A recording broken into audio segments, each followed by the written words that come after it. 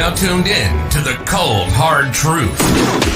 Cayman's #1 hard-hitting live podcast show, where we feature some straightforward conversations on political, social, and celebrity news and all things happening in the Cayman Islands and around the world. This show was created to give the people a voice and a means of being involved and informed without any filters. Sometimes it gets crazy, but we always keep it real. We bring you the tea, piping hot, so grab your favorite beverage and join the conversation via WhatsApp at 324-1612. Email tips at CaymanMarlRoad.com. Now, here's your host, Sandy Hill, broadcasting live from the beautiful Cayman Islands.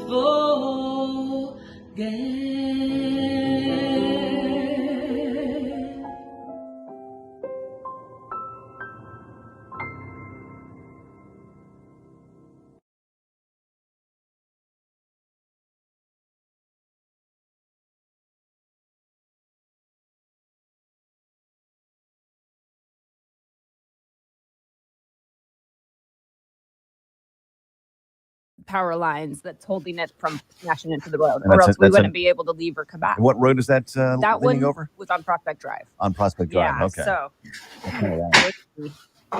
it's for sure, but yeah. Big news. I have some important news for you. Interesting news. It's Blake and Darren's Spilling the Tea with Sandy.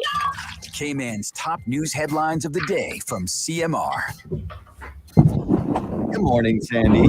Hey, good morning. Whoa. Is that your microphone? How are you guys? I'm still getting wind from Hurricane Grace. I can't tell. Of course. It's crazy, right? Yeah. How did you end up yesterday after? Well, like everybody else, some damage. So, I think everyone can speak of trees down, fences that got blown away. Some people have car damage. Oh my God. Like we're going to go through a whole slew of photos today because the photos certainly tell part of the picture. Yeah. So we're going to talk about that. We're going to go through some video footage. But I think everyone is just really, really happy that there were no injuries reported. And, people still could find themselves to Burger King. So Burger King it couldn't have been that bad, is what I'm saying. Was it really? Was Burger King open? Well, I mean, oh my gosh, did you not see the line to Burger King in Red Bay? No. Oh my God, it was. We have the video that we're going to show this morning, but it was ridiculous. Oh well. I mean, good for Burger King. Yes, absolutely. But it's a little unsafe to be out there. Everyone felt hungry for burgers. Yeah, unless hell's freezing over, you will get to work and flip those burgers. We need to make some money. Wow. Yeah. Luckily, we could use our gas stove. So Yeah, I think that's where stovetop. people feel for it is, Yeah. Yeah. Here, I got something for you guys. You made stovetop stuffing? No, So you said? No. Oh. I've got something for you guys. I So I love was that. going to wait till Sandy came on to tell you this. So our boat's out of the water and it's over. It's not by us, but it's out of the water. It was secure and safe. And so my husband would go and check on it. So we went and checked on it last night when it was safe, and there was some guy on it. Some guy on it? There was just some On your random boat? person on the boat checking out, and my husband's like, "Hey, can I help you?" Like, "Oh no, you got off the boat." So he's like, "Okay, that was a bit weird, but I don't know, maybe who knows." So he's like, "Okay, whatever." So then he Came back around. went back again later to go and just like kind of Guy was on the check boat on again? things. And he was driving by checking it out again. So we parked one of our cars right in front of the tires are deflated. Not going to be able to get anywhere. There's like, and there is a lock on it. But yeah, so he parked the car right in front of the tow hitch part. But Is that a good time to steal a boat during a hurricane? I mean, I don't know what he was trying to find, wiring or I don't know. I mean, if you do find a boat, is it finders keepers? Well, No. I mean, I did see a bunch flying. not Did you see that all the sort of videos? situation. You guys saw the videos of the boats going up and down the canals, right? Yeah. So that's what I'm saying. If you jump on that thing, is it yours? Is it finders keepers? No. No, it's not. I don't think Oh, it works all that right. way. Yeah. Not And quite in especially- that situation, no. Especially if your boat is stored at a place where it's allowed to be stored. That and was you're a on big boat someone in that else's video. Yeah, well, which It looked like a dive boat. Yeah, Yeah, there it was did. that, and then there was the little one that was kind of going down the canal, and everyone was getting it everywhere. It was like, oh, there it goes. Yeah. I fished a recycling can, big garbage can out of the canal yesterday Mm, as it was floating by. yeah, we had to move our garbage, our bins like all over inside so that it couldn't get blown away because it Yeah. would have. Yeah. Anyway. Yeah. Um. So Yeah. that's going to be all we're going to be talking about today is Grace, to be honest. Yeah. I noticed one of the stoplight poles came down at the cricket pitch light stoplight. Mm. So that stoplight is actually completely dark, and Someone's Oh, walking wow. out the door. part of the People pole need is to be extra careful out there for sure. yeah. There's definitely some stuff out there in the roadways. Some has been cleared. Like when I went home yesterday after the show, it was like a video game. I had to bob and weave on the road with Yeah. trees down and watching other trees as I was driving by to make sure they don't were going to fall on me when I was driving. But Well, some of that stuff's been cleared already this morning. has it? What was on a waterfront? I'm gonna I go didn't with. I didn't go by the waterfront. I'm Actually, gonna go with. I stayed trivia away. was off. There was no trivia last night at Sandbar. Yeah, Yeah. I haven't seen. I think that hopefully, government's reopening at 1:00 today. There's still some people, I believe, without power. Yeah, I think CC is working on it. I'm just looking at my neighbor's mango tree across the way. That took a beating. I mean, it was such a beautiful full tree, Is it and down? it's not quite as full anymore. yeah. No, ours went. Our neighbors went. Yeah. crazy. It was huge. Sandy, let me ask you: did you get any information yesterday from hazard management or any sort of updates from NEOC or anything like that? Because we didn't. We were getting stuff. I mean, I don't think hazard management directly communicates with anyone. They kind of send stuff through GIS. Mm. So we were getting things. Some stuff was coming through, but I think what was probably happening is that I don't know if they were having communication issues, but I know when I was speaking to you, you were like, "Oh, that was the 10:00 update," and it came in like An way hour after later. that. Yeah. So I think part of it maybe their email system. I don't know, because I mean email was still working for me, but I do know that obviously communications were delayed in a lot of instances. So Which is kind of shocking because we even have the emergency alert system, and that wasn't activated as far as I know. To alert the public. When I did the show yesterday morning and you and I were talking, Sandy, I mean, all the information that we ended up getting out to the public was information that I directly got from the National Hurricane Center. And as soon as their updates came out, that information immediately went on the airwaves. mhm. So I was a little bit. I think that That's a they little could bit shocked. probably Woman on the line. Let's call her up. I was a little surprised at the lack of information during an actual storm because there's a lot of preparation that goes into these kinds of things. I mean, we were even part of meetings, earlier this year about just about information and receiving information during storms. Yeah. Well, pretty much, I got to be honest with you. Even when they lifted the hurricane watch, we knew all of that before they actually informed us, like officially. Right. So, I mean, I was messaging John Tibbetts, of course, just to confirm it, to say, hey, we got a notification that said at 10 a.m. the hurricane watch would be discontinued, but the tropical storm watch was still in effect. I sent that to him at 10:03 to say, is this true? And he replied fairly quickly, 10 minutes later, and said, yes, it was. And that was already in circulation. So I think where government, if I had to make one sort of, not really a criticism, but a recommendation to them, constructive criticism, I would say that they need to appreciate the necessity to communicate with people the way in which they are communicating, which is on WhatsApp. So we did get a few things from GIS and WhatsApp because Suzette Ebanks does have WhatsApp, service. She has like a list that she sends out stuff to media. Yeah. But it needs to be a little bit more uniformed and a little bit quicker. So I was jumping between WhatsApp and email because I wasn't sure which method stuff would be coming through. Yeah. So I mean, it's kind of interesting. Yeah. Maybe just, it would be nice to have like one place where everyone kind of can go to get all the information. Well, I mean, I was listening. I heard, I just jumped around to some of the radio stations. I heard one of the Compass Media stations was saying that, they're saying on the air, and we can't get a hold of anybody over there. And he's like, I don't know what's going on. We're just, we're just going to let the storm pass and see where we stand after that, I guess. Yeah. He's like, let me check the website. And they're like, the last update on the government website was last night from the premiere or whatever. So, I mean, we are very much aware of how to contact certain people. I don't know if the Compass doesn't have that information. Yeah, but I mean, obviously, it wasn't quite that. To give them credit, I don't know that it was quite that dire, but I do think they need to streamline it. So, some people looking at the website, some people checking emails, some people checking WhatsApp. It's kind of all over the place. Yeah. And I know that they're on the hazard management stuff. They're on obviously Facebook. So they keep saying check official sources, and they expect you to figure out, to go to Facebook to check the website. But I don't think they update the website very well. Like, I don't know who their web team is, but I don't think they do. Like one of the things, I'll give you an example. We got that shelter list, which we shared with you, I think, on yesterday morning, of the shelters, or the day before actually, where the shelters were going to be opening. Red Cross started at 4:00.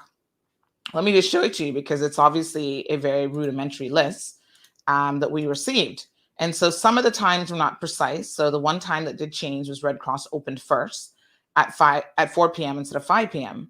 But there were people who were calling me frantic at Georgetown Primary saying, I'm at Georgetown Primary right now, and the gates are locked. There's nobody here. And I'm like, well, Georgetown Primary isn't on that list if you look at it. And so I think that people were kind of assuming, since it's always been there for 20 something years as a shelter, that was going to continue, and they weren't really paying attention. So there are a lot of takeaways and a lot of lessons from the situation, without a doubt, for all of us. I think as homeowners, this was not even a Cat 1. And our home assessment is like, okay, we were not prepared. Like, we're not prepared for like a real storm. The country, I think the same for us. Yeah, I think the country, it's safe to say, isn't as prepared as we could be. Even with, I'm interested to hear anyone who's in quarantine to see how they managed. And telecom, I think the telecom industry needs to be talking to us about how they could do a little bit better, because if we're losing communication and can barely talk to each other during a storm that was not even a Cat 1, what's going to happen at a Cat 4 or Cat 5 level, heaven forbid, should we get there? So I think there's a lot of questions. CUC, we're hoping that they can potentially come on the program this morning and talk a little bit. I don't have any complaints necessarily about them. I think they did a pretty good job. No, I think they did, absolutely. And I think people have to appreciate what they're having to deal with. The enormity of their Exactly. job, their tasks after a storm. I mean, obviously they turn the power off. You expect it. It's going to happen Yeah. because they anticipate downed wires and they don't Mhm. want live wires when that happens. That totally makes Of sense. course. Protecting the public. But I thought to have the power come back on at for us at 10 p.m., hours after the storm has passed, that was pretty good. It was good. Yeah, I mean, but just think about if it would have been a bigger storm. I mean, in Ivan, That's it the was thing. 3 months, Yeah, according to my for wife. some She was places. here. Yeah. I Yeah. think more for some other places. But yeah, I mean, that's the again, crazy difficult for thing, them. yeah, I mean, absolutely. And the crazy thing as well, is that when I look at other jurisdictions, and I think this is where we give CUC credit, when I look at other areas, even in the US, when they lose power, they're out for like weeks because of a winter storm or whatever. So I think logistically, CUC does a really good job. I think there's some pockets of the island this morning that are still without power. Yeah. Some people got power, at 5 o'clock this morning. So, I think there's definitely some improvements that can be made, but I think CUC actually did a pretty good job. Did you hear about the mess that's going on with Vela? Yes, we're going to talk about that as well. And their gates, They can't get out. Yeah, they can't get out. Who Basically, didn't open gates? Prior to the storm. Yeah. Those things are operated obviously by electricity. Yeah, I mean, So- luckily, no like emergency I mean, do we personnel know- made it in and out. Do we know if there was an emergency there at Vela or not? I mean, Could have been. I Yeah. hope. how would you who get in or knows? out? Yeah, who knows? That's crazy. But yeah, we're going to talk a little bit about that this morning as well, because that's 400 people. On the one hand, I was kind of thinking to myself, well, that's 400 fewer people that would be on the roadway. But at the same time, I appreciate that that's not the ideal situation to have anybody locked in during a storm. No, there You might know, be so it's essential crazy. personnel. There might be frontline workers. Like we said, you may have an emergency. You'd have to, go to the hospital or, Absolutely. it's Let an ambulance Yeah. in. let an ambulance in, fire trucks, whatever. Yeah. So I understand that BCQS are the property managers of that development. It's a fairly large development. So hopefully they will make some sort of statement, at least to their residents. Because they were not happy with what transpired. So it was just, I saw people complaining and I thought to myself, wow, to be a prisoner, even within a complex, is not a good feeling. Well, Like, you want to know that you at least have the option to get out if you need it. You know Yeah, well, what I mean? my friend lives there, and so she said, "Oh yeah, 20 guys tried to move one of the gates and they couldn't do it. Because the wheels were mashed The up or wheels were something. mashed and the tracks mashed." I would have and so, I would yeah. attached. I would have pulled my my Jeep Wrangler up, attached a some sort of cable Okay. to my hook, and I do would what? have yanked that thing off its rails. The hook comes off the whole Yeah, back. it's probably easier said than done, Blake. It's probably Uh. easier said than done, to be honest. I'm on the Exco. I'm getting rid of this gate. Yeah. Yeah. Fix this later. I can see that most of the chickens are still hanging out in their yards. That the storm didn't do much to them. Oh man, we had a rooster going this morning. I was like, I'm gonna go wring that thing's neck. Yeah, where'd our roosters go at? Yeah, they didn't get blown away. No.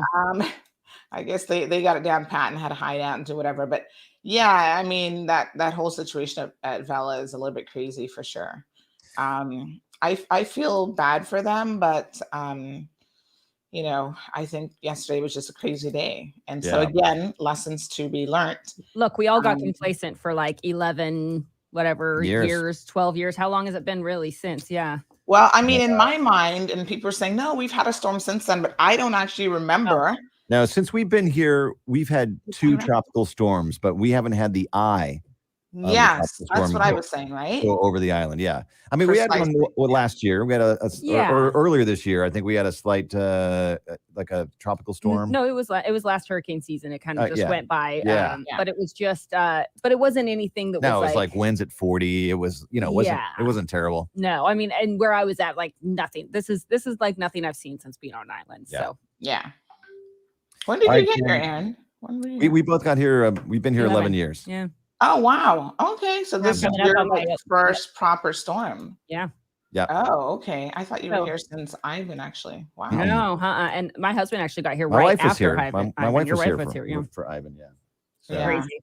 All right, we're a little long today. We know you got to get to it as well. So catch Sandy on CMAR right now, and we will chat with you tomorrow. It's Friday tomorrow already. Wow. Oh my gosh, I can't believe it. So let's decide right now What year? What year we're going back to for throwbacks tomorrow. I want to go somewhere around You want the 90s? 2000 Oh, you or want that? 90s.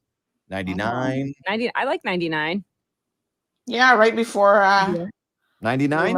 Yeah, 99 sounds good. 1999. 99 and 2000. Weird years for music, but there were some good ones there for sure. All right. So, Yeah, Sandy, let's your do homework it. for tomorrow's show when Awesome. we talk to you is to find something from 1999. 1999. Okay. And it's not the Prince song because that actually came out in the 80s. So, all right.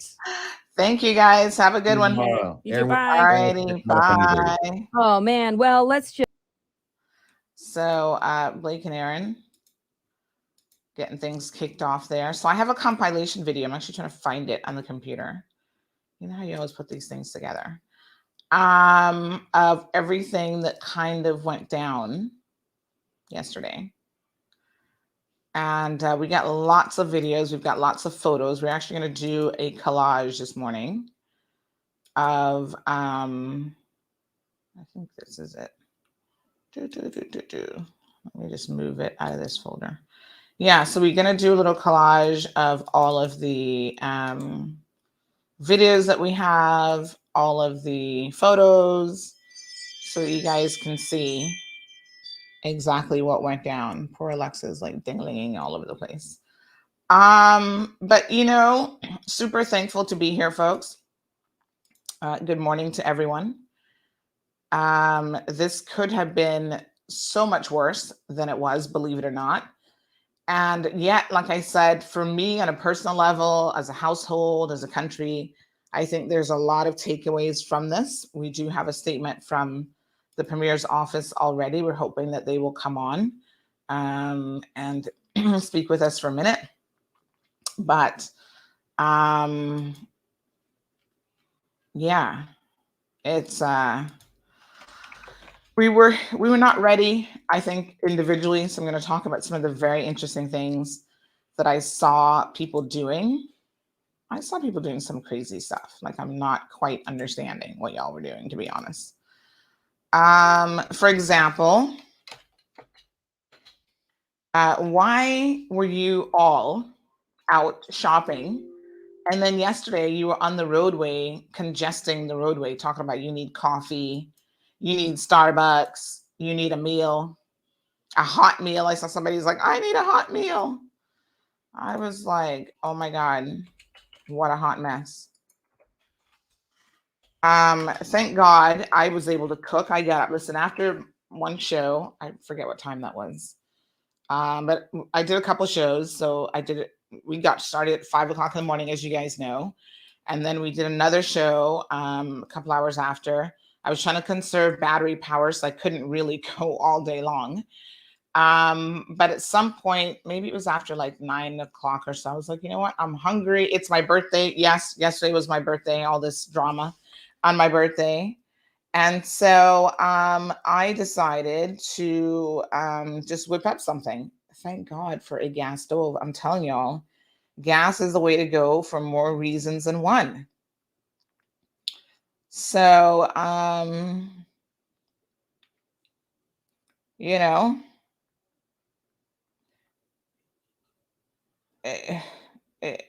it's sorry. It's it's just one of those things where even if you didn't have a gas stove, you needed to have some way of maybe having a hot meal or having your coffee. And I think the fact that people are relying on being able to get out there immediately after a storm is really, really problematic. So I want us to talk a little bit about that and why I think going forward, we need to have a better plan of action. So Leanne, good morning. Pansy is here. We've got over 224 people with us. Larry, Tommy, joining us in the Bahamas. MC, Irvelyn, thank you all so much. John, good morning to you. Derek is here. Sherry Ann, thank you for tuning in. We got Andy. Derek says, my wife lives at Couture Street. and her car is under a breadfruit tree right now. Is there someone she could call to get that tree cut from the car? Just asking. I'm in Jamaica. Oh, this is a good question about who can help out in situations like this. Odell apparently has a source. There you go. I mean, obviously the government is out and about trying to clear, I think, the public roads first and foremost. And we will be doing a drive out a little bit later on this morning, I think, with perhaps the regiment to see what they're doing and what they're having to contend with. So someone on WhatsApp is reminding us that when you fail to plan, you plan to fail. And I think that, again, we just were not ready. And so there are a number of lessons for us to take away from this situation. So let's start with a review of what went down. Good morning, Miss Morna. She lost a few things. Water came into her house, but she's alive and keeping the faith. So definitely let us hear your stories of surviving Grace. And trust me, Grace was not a hurricane. At times, winds might have been gusting. We had one person who said that, yes, his little weather tracking system, which he could tell when barometer was dropping and that sort of thing, was showing gusts up to 62 miles per hour at one point. Obviously, that's hurricane force, but that's still a minimal hurricane. So let's talk about it. And then I'm just going to send on WhatsApp. If you want to call in, if you want to share your stories and your observations, you can certainly do so. So I'm just going to send the link in WhatsApp. And then, of course, I'm going to remind all of you how to do the exact same thing if you'd like to call into the program. So Sherry, good morning. Finding information during the storm was horrible, especially waking up yesterday morning. Pretty sad this island does not have a news station to watch anymore. Well, we certainly did our best with providing people information and just being live. Like a lot of times for me, it's not even about providing information. It's just about being there for people because people want someone that they could interact with. And I think as a group, we were able to interact with each other, and I think that's important to have that social contact because people do react to storms differently. People do legit get scared, even with just this type of a storm. And as Blake and Aaron pointed out, there would be a lot of people, in fact, who have not witnessed that type of a storm before. So certainly, not surprised that people were wanting some sort of comfort. I think, Sherry, the reality of it is typical news stations are gone. That's a thing of the past. I don't really ever see that coming back. I think some people were trying, like the radio stations were trying to be online, but I don't even have a traditional radio. I mean, I haven't had a radio and I couldn't even tell you the last time, actually.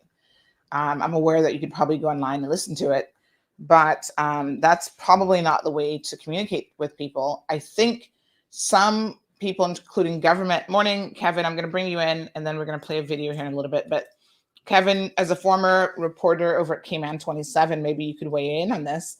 Sherry is kind of missing traditional news coverage. And in my mind, I think that that's just a thing of the past, and that the sooner we accept that it's not coming back in that form for sure, maybe the better off. But there's so many things that have replaced traditional news stations. What are your thoughts on this, Kevin? Again, you've been in that space. You were at Cayman 27 for many, many years. Absolutely. No, it is disappointing that, a lot of the traditional forms of media has gone away. Even though it's changing, it's still needed. It has a place in society, especially for the more aged population. Even though a lot of them are joining social media, there are a good amount of them that are not. And in order to leave nobody behind, we want to make sure that we have it available for those individuals. One of the, again, things that just like you were talking to Blake and Aaron this morning, the communication definitely needs to improve significant, and I'm talking about significantly. they have the Emergency Operations Center, or they call it the National Emergency Operations Center there. Here in the States, we actually have it called just the Emergency Operations Center. And when we have that activated, they have something called a JIC, a Joint Information Center, where professionals, communication professionals like myself, we all join together and we're sending out messages in a unified way. So you'll have a representative from the utilities companies, you'll have a representative from the law enforcement agencies, the fire rescue services, and just all of the communication people are there working together to make sure all of the messages that go out are unified. And one of the things when you have these type of incidences or emergency situations, you're going to want to have consistent messages, and you need to set an expectation of when you're going to come and tune in for those messages. So here, a lot of times we said every hour or every other hour at this time, we're going to provide you an update. And so us communication folks are working on gathering new information, so we always have something to report out. Sometimes no information changes, so it's okay to repeat that information. But other times we might have new information, and we are always putting that out. And so what I would like to see in the future for future events, when we have another hurricane or a storm, that our team, the EOC, the team, the government put out updates, at least hazard management, take the lead and put out an update every single hour, even if it's the same exact thing, because ultimately you don't want social media to have a disinformation campaign running rapidly, because ultimately that will cause a lot of stress on the nation. And talk about mental health, that's not going to be a very good outcome for a lot of people, because people are going to overreact or underreact. We don't want any misinformation out there. So right now, they need to play catch up. Right now, I'm not seeing something that is very important post-storm. I am not seeing a lot of message on generator safety. We know not everyone might have electricity. I don't see messages going on that. If people had water interruption, there are things that people need to know about making sure that they're consuming safe water. There's environmental health safety messages that need to be going out. That's when you have maybe swampy or some sort of contaminated water sources because of flooding issues, septic tanks that might have overflowed, that sort of thing. Don't be walking in that. We need to see messages to remind people, hey, it's not safe to be walking in this stuff because it could cause you health issues. Another thing is chainsaw issues. People have a lot of broken down trees. How to cut it properly. Don't be using it if you don't know how to use it. Also making sure you're wearing gloves, because again, most people are getting injured after an event. Food safety. Electricity was out for a period of time. Some of the food in your fridge is no longer something you should be consuming. These are messages that need to be going out right now, and our hazard management definitely need to take that lead and start playing some catch up now, because again, we don't want anyone getting sick. Ultimately, life safety is our top priority in any type of disaster response, and so we want to make sure these type of messages are going out to the public. Yeah. Well, I mean, they do have the NEOC. I mean, here they are, headquartered at I don't know why that chicken looks good in the background there, but I don't know why that's on the screen. But here they are at the government admin building.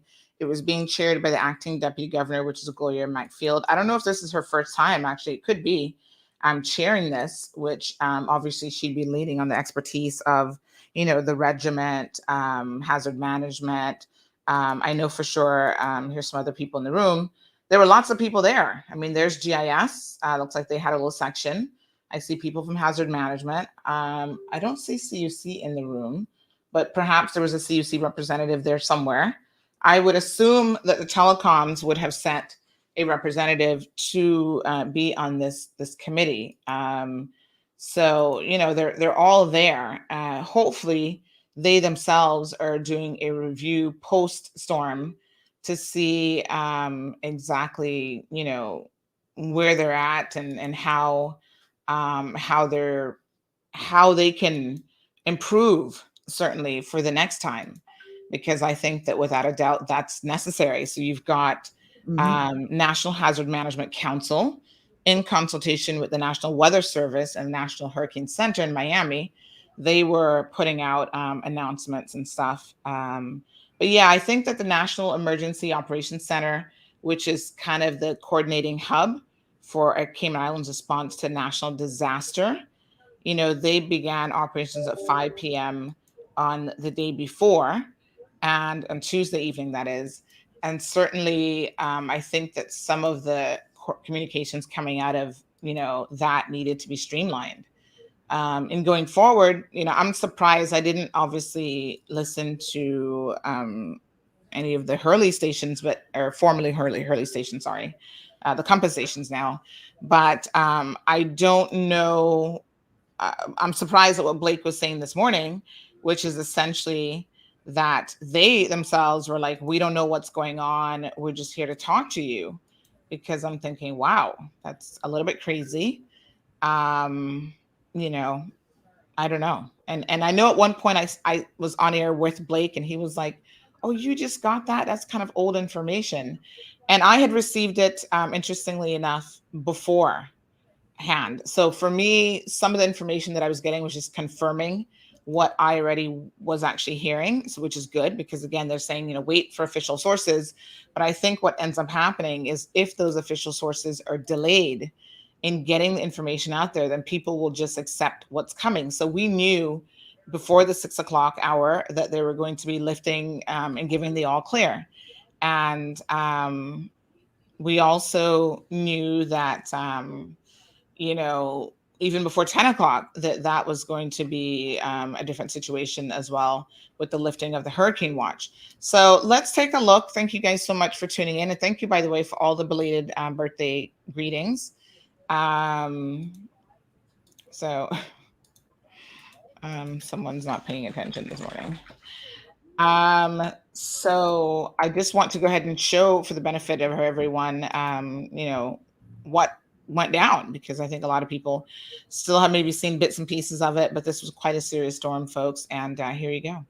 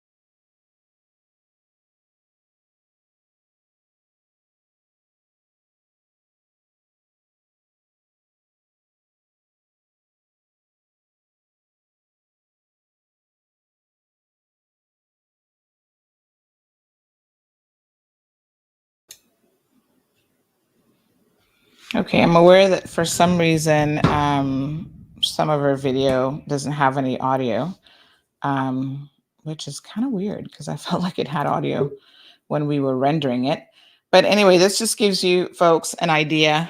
Some of the video was obviously during what would be more or less the height of the storm, 4 or 5 o'clock in the morning. So it was still pretty dark outside. You saw that there was a lot of wind action, obviously lots of rain. And you can see that that wind was just kicking up all over the place. So as a result, we have had down power lines. I've seen a couple CUC poles. I think somebody said the ones in East End, which are let me just read to you what this person actually sent in. They said concrete power poles snapped in half. Tuca severely damaged. East End docks from the reef south to Ocean Frontiers. All the docks are gone. Water and wires on the road. And there was quite an extensive damage, in my opinion, in terms of trees and obviously some power lines and so forth.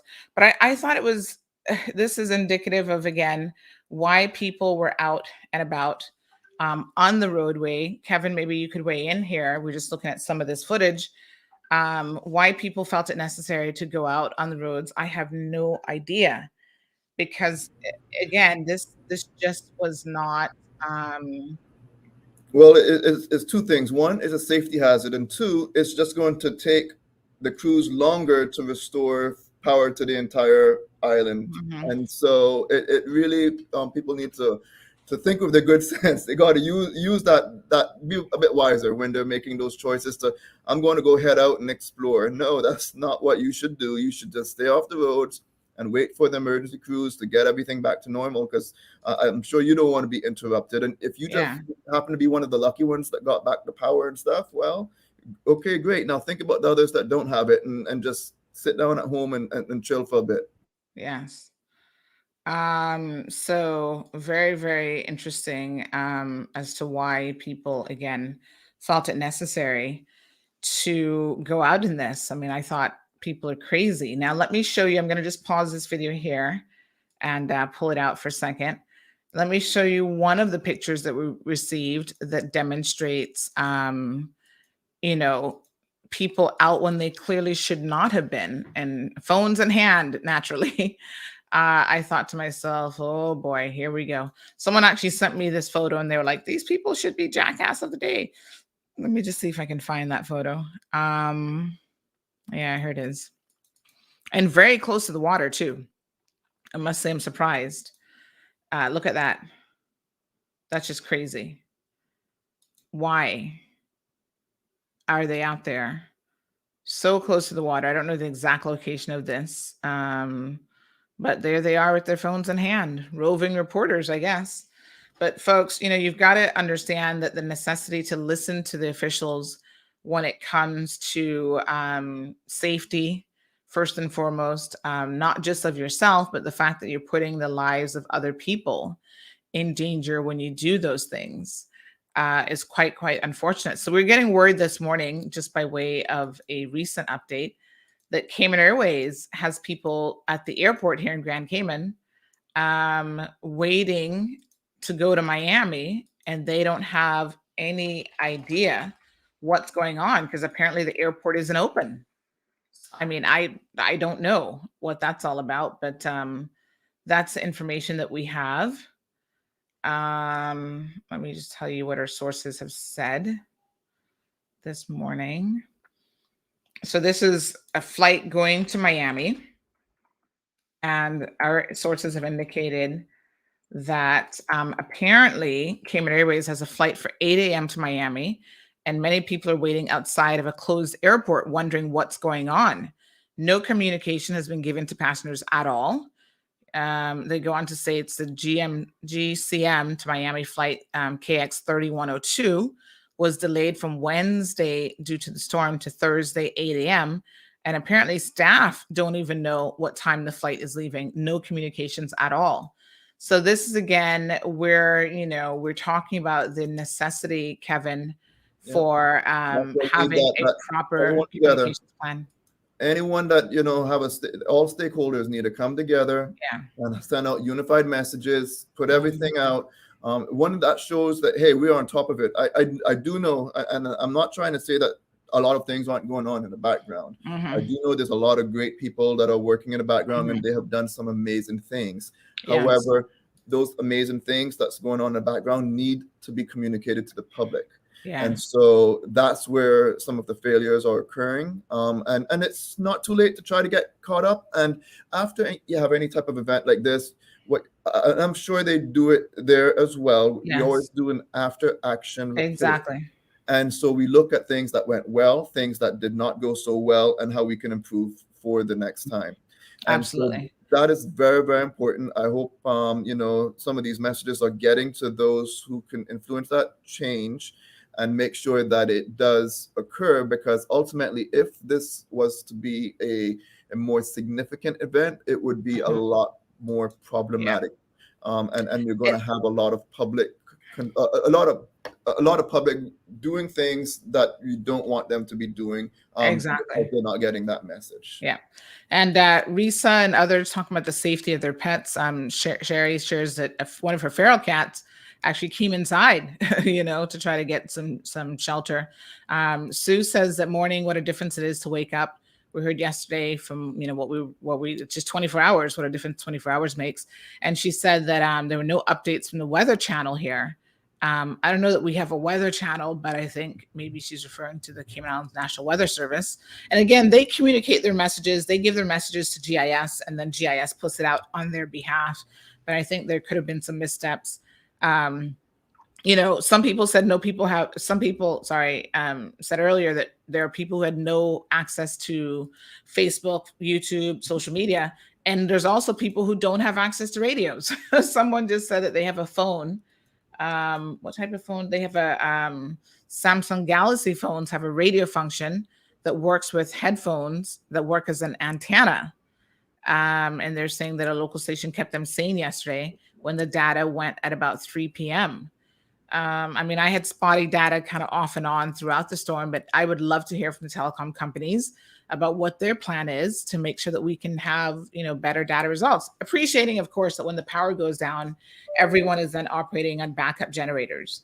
That has a part to play in all of this as well. So we do have the Minister of Tourism and Transport also here joining the show.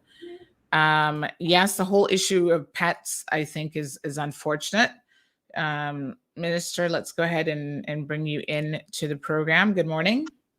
Good morning, Sandra. Good morning, Cayman, and thank you for allowing me on. I'm just gonna disconnect my phone from my stand here in my car and go out from underneath the basement where we can probably speak a little bit better. And the yes. Are you in your constituency at the moment? Where are you?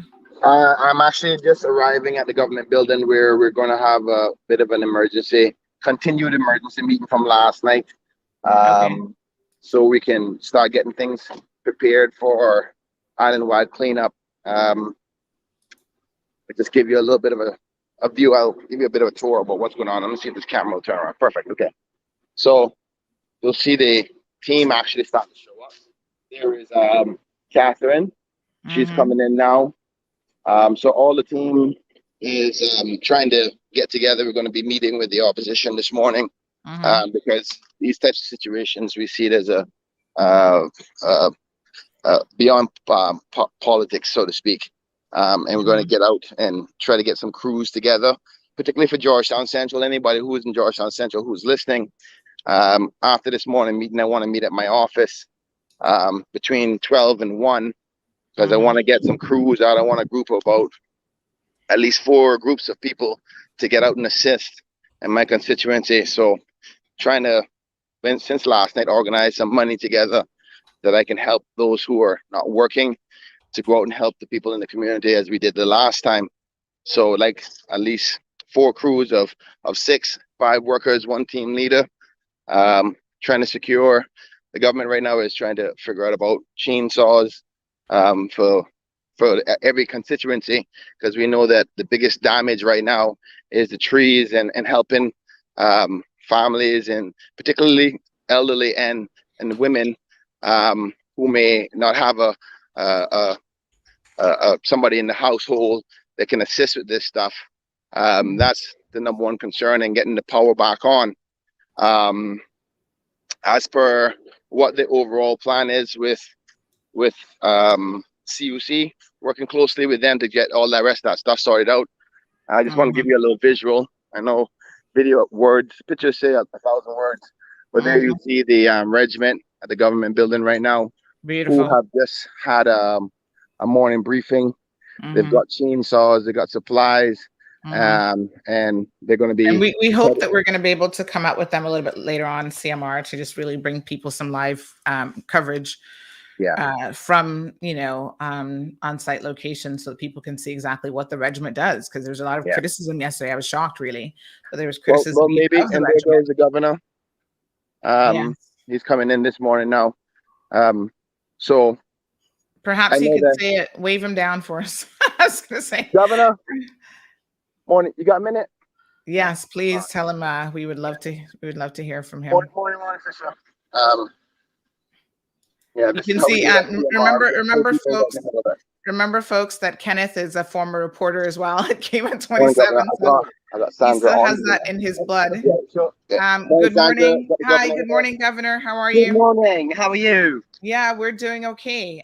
Quite a little shakeup we got there yesterday, and we're grateful that yourself and the regiment and the government is up early this morning, trying to get your plans together. Just any comments that you might have for the people of the Cayman Islands at this time? Well, I know it was a difficult day yesterday, and I know, given Ivan and things in the past, this brings back sort of memories for people. So I do know, what this means for everyone. But I think everybody rallied around, and the damage could have been a lot worse. But I just want to say a huge thank you to Acting Deputy Governor, the National Emergency Operations Committee, everyone in the emergency services, NRA, CUC. There are just so many, far too many to mention, but everyone out in the community as well, because everybody rallied round helping their neighbors, which is what we've come to expect. So it's a big clear up now. So there's a lot of work going on to clear everything up, and I've just arrived at GAB, and the regiment are here getting ready to head out to support that. So thank you to everyone. Yeah, thanks so much. Again, folks, that's Governor Martin Roper. We have actually had that meeting in the morning right now. So, just by way of information, I know that a lot of people are concerned about the power. There's still not power everywhere. I want everybody to know we're trying our best. Obviously, CUC is a private-owned company, but they've given commitment that they're working around the clock to try to get these glitches sorted out. Because if they don't get the glitches sorted out and they try to put the power back on, we can have some severe problems by way of fires and the like, and potentially damage to human life. So focusing on the power part, and now it's about how do we approach the cleanup part for everybody, not only via vegetation, but also to help figure out those who had severe damage, because though most of the damage has been to vegetation, there could be potential people that we haven't seen or talked to yet that had severe damage to their homes.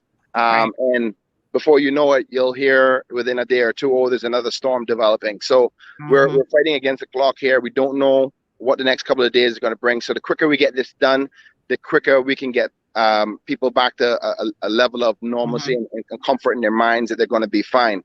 So I just wanted to let the public know the government is already starting to plan these things, and the premier, our leader, will have more announcements coming up soon after we finalize exactly what we're going to do. We have a plan. We're just getting ready to execute it. So that's what we're doing this morning. And again, let me plug in my own constituency here for a minute. Georgetown Central, all of you that want to volunteer or looking for some work, I'm going to need as many crews as I possibly can, potentially people with trucks, to meet at my office, which is 61 Eastern Avenue, Crown Square, unit number 71 Eastern Avenue, Crown Square, unit number 6. My office managers and them will be there from early this morning. But I'm going to get this meeting sorted out, figure out we're probably going to get the supplies, chainsaws, gloves, machetes, rakes, all of those types of things. And the number one priority is going to be for the seniors, those trees are down, that have caused a hazard for them. So if you have a tree down right out in the middle of the opening of your yard, we're not going to focus on that right away. Trees are on top of homes, particularly with women and children and seniors. We do expect for everybody in the community to get together. This is a perfect time for you to say, okay, maybe I haven't got any damage in my area. Let me go over to my neighbor. If we all put our hands together on this, I know that some people are already needing to go back to work, but if you don't have to go back to work, or if your boss is cool enough to say, you know what, take the rest of the day off, or take this day off. Morning, everybody. Morning, guys. If you want to take the rest of the day off, go around in your community, try to find out exactly who needs help, because if everybody throws their hands in, we can get this resolved pretty quickly. As per those who are helping themselves already and can handle, chopping up the debris and stuff like that, what we're advising people to do now is just try to get the heap or the pile of your vegetation as close to the road as you possibly can without it being on the road. This is key and important. Do not put it on the road, but put it close enough to the road that if you have a grab truck, they can drive up alongside the road. The grab truck has a reach of 3 to 4 feet away from the truck itself. So they can just drive up alongside the road, reach over, grab it, put it in the back of the truck and go away. What we also want to let people know is not to put the vegetation with other debris like plastics and woods and the like, because what we're hoping to do is not put all of that vegetation on the dump. We want to mulch it all up, chop it all up, and potentially give it back to the farmers. And that way we have less stuff on the landfill, as well as stuff that can decay and create good manure and good fertilizer for our various different farms and stuff. So I know that people may have had other damage to do with property. Don't mix the two, because we want to keep them separate. And if you're doing your own cleanup, try to get it as close as possible, because we're not going to be able to come into the yard itself with a grab truck, particularly with homes that are condensed into a small area. Maybe if you have a super big yard, then maybe the grab truck can get in there, but I wouldn't advise you to try to take that chance, because to move a pile from one area to the other area is just more work. So if you're piling things up, pile it as close to the edge as possible. We're already having conversations with all the different grab trucks on island, from Jason Brown, I can't remember his company there, that I think it's Junk or something. I can't remember. Anyway, all the grab truck companies are trying to get in contact with them. I know Minister Turner was on the phone last night talking to all of them, where the government is going to try to contract them out to get out in the community with the government trucks. So the government only has 3 to 4 trucks, if my memory serves me well. I could be corrected on that. So they will be working full time, but with the amount of vegetation that has happened, that has been knocked down, that will have to get cut up, it's going to take us weeks to get all of this vegetation removed and put away out of the communities and out of the streets. So everybody's going to be working together: private sector, businesses, communities. This is how we get it done. Like the Premier says, community creates country. So this is the time for us to do it. I got an amazing call this morning from people saying, listen, Kenneth, my yard is okay. I just want to volunteer. That's the attitude we need. We know that there's some people who go, okay, I need a little bit of work. They may get paid. The more people who volunteer, the easier it gets, because if we were to have to pay everybody, then it's a high amount of money to get the whole island.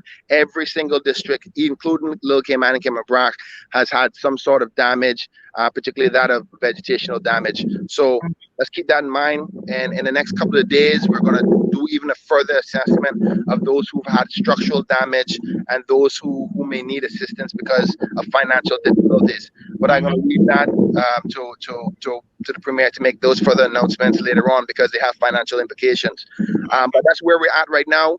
I know things, we in this day and age, we expect things to be, fast food are kind of quick, instantaneous. And everything instantaneous, yeah. Yeah. So including communications. I mean, exactly. This is just the world that we live in, Honorable Kenneth Bryan. And I think that unfortunately, whether it's private sector, government agencies, MPs and ministers such as yourself, if you haven't quite fully understood the necessity for people to want that type of communication, you're kind of behind a little bit, and hopefully people will get caught up. Like, I literally had people calling me yesterday evening saying, oh, well, this is what the government needs to do. And I had to gently remind them that I don't actually work for the government. I mean, I said to this person last night, I said, listen, I don't work for the government. I share your concerns, but here's their numbers. Communicate with them directly because they need to hear it directly from the horse's mouth, Yeah, so to speak. no doubt. I want the public you to know, though, we are getting much of the communications. We know a lot of the assessments. Every single elected member of the PACT administration has been out in their communities. We spoke about it last night. So we have a good sense of where things are at. It's about the action plan now and the resources necessary to execute. So we hope by the end of the day, we can see that, you know, some plans of actions are starting to take fold. And most of that is mainly the cleanup process. Again, like the governor said, the regiment is out there and they're doing their thing. And we may have the call and resources there. They're going to focus on the government buildings, shelters, schools, and stuff like that, and then get out into the communities. So as elected members, we all have our responsibilities. It's time for us to get out, and that's what we're planning to do. So let me get off the live now, get into that meeting, get things going, and get out in the community. So I thank you so much for that. Kevin, one big love. I hope I'm quite sure you're over there safe because there's no storms over there right now. So yeah. He's running from COVID, but that's about it. COVID I'll tell you what, I'd rather run from a hurricane than from COVID because I can know when it's coming and when it's stopping. So anyway, I love you guys. Georgetown Central, big up yourself. K-Man first. Bye. All right. Thank you so much. Again, folks, you've been listening to Minister of Tourism and Transport, the Honorable Kenneth Bryan. We are aware, again, as in there too. Sorry, he said some key things in there. Oh, absolutely. And let's break it down here this morning. And again, thanks so much for Kevin Watler, who's been coming on with us. He is in Lakeland, Florida, and he's been making time to come on with us both during the storm. He was on multiple times yesterday as we went live, and obviously today as well. So a couple quick things. Look at this video footage here, Kevin. I mean, this is shocking, but have a look at this. Look at that. I mean, that is, let me put this in perspective in terms of where that is. It looks like the entire second floor has essentially collapsed. I hope that there was no one in there and that no one got injured. People tend to go up to the second floor because they feel that it's safer in terms of the flooding. But this is their little side road that is in between immigration and the government administration building. So close to where you have the overflow parking for government. That's that little side road. I'm thinking, wow. That home had a lot of pre-existing structural issues. Yes. It's really why we have our building code the way it is. Unfortunately, they don't really circle around to some of those places that might not be as sound as they should be. And it's a very important thing. And our codes are there for a reason. We are in a very geographically, we're located in an area that's in the hurricane belt, basically. Exactly, and so it's very important to not just put things or homes together without really doing it the right way, because it might seem like it's cheap to put something together initially, but it could cost you a whole lot more and potentially your life in the long run if you don't do it properly. So let's talk about a few things here. I was surprised at the number of people that actually decided to venture out to Burger King. And I'm trying to find that footage because it's not just Burger King. I mean, Burger King is one of our corporate sponsors. So I'm happy that Burger King, got some money yesterday. I saw Eats was up. I think the difference between Burger King and Eats is that it looks from like the timing of the video that Burger King actually waited until the all clear was given. But even before the all clear was given, there were people on Eastern Avenue in bumper to bumper traffic. So let's have a look at this. And then I think we should talk about it here.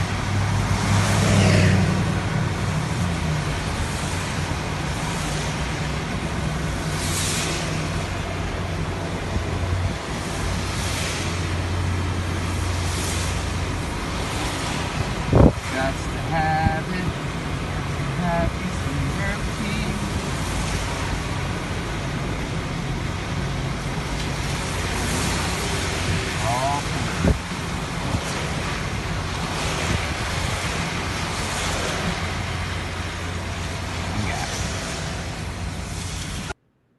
Wow. Two things That's pop like in my mind. People probably did not prepare and were really hungry and needed something so to eat. who were all these people at the grocery store the day before? But that might not be those people in that line. I mean, Tim, I got what, 60, 70,000 people now, I think. Oh my The God. population is, That yeah. line went all the way from that Burger King in Red Bay to basically the Grand Harbor, the Hurley's Roundabout. That's a lot of cars. Yeah, I mean, and Wow. it's, you know, again, you got to think about, hey, these folks are out causing more traffic. So when the crews are trying to get power restored, I saw a couple CUC cars there. They're probably like, well, let's run in, grab a burger while we're at it, because I'm sure they were super hungry and stuff as well. And you see, it's not a bad thing. Maybe if a couple of places were open for food for essential workers who really need to be out there because they need to eat, but as well, the employees, like when I am activated during a storm, we are fed. My employer makes sure we all have food. In fact, back to some of the things that Kenneth said, one of the things that was already prearranged, because we know these things are going to come, is that we already have contracts in place. So now going out trying to find and contact businesses with bucket trucks and stuff to contract, those contracts should be in place already saying, hey, when we have this type of event, you are expected to do this, and this is our contract. It's pre-signed. All we got to do is say, do it, and you go and do it. And so you don't need to have all these meetings after the event. Those should have taken place before the event. Just how you have to plan ahead of time. That should have been planned ahead of time. So that's one of the things that hopefully will show up in the after action report, so that could be improved. And the same thing with volunteer line. We have a team that is for volunteer services, a number that's always going to be the same, whether it's this year or 5 years from now. That and there's also a website that goes with it too. And so you could sign up to be a volunteer ahead of time, or you could call and say, hey, I'm available, where are the needs? And then when they're doing damage assessments, we have a team that is also taking numbers from the public where they're kind of screening what's going on and have that all logged so they could start prioritizing and sending out relief crews to assist with that sort of thing. So, I mean, these things, a lot of things, it's just planning and learning from some of these things. It's still so necessary. Absolutely.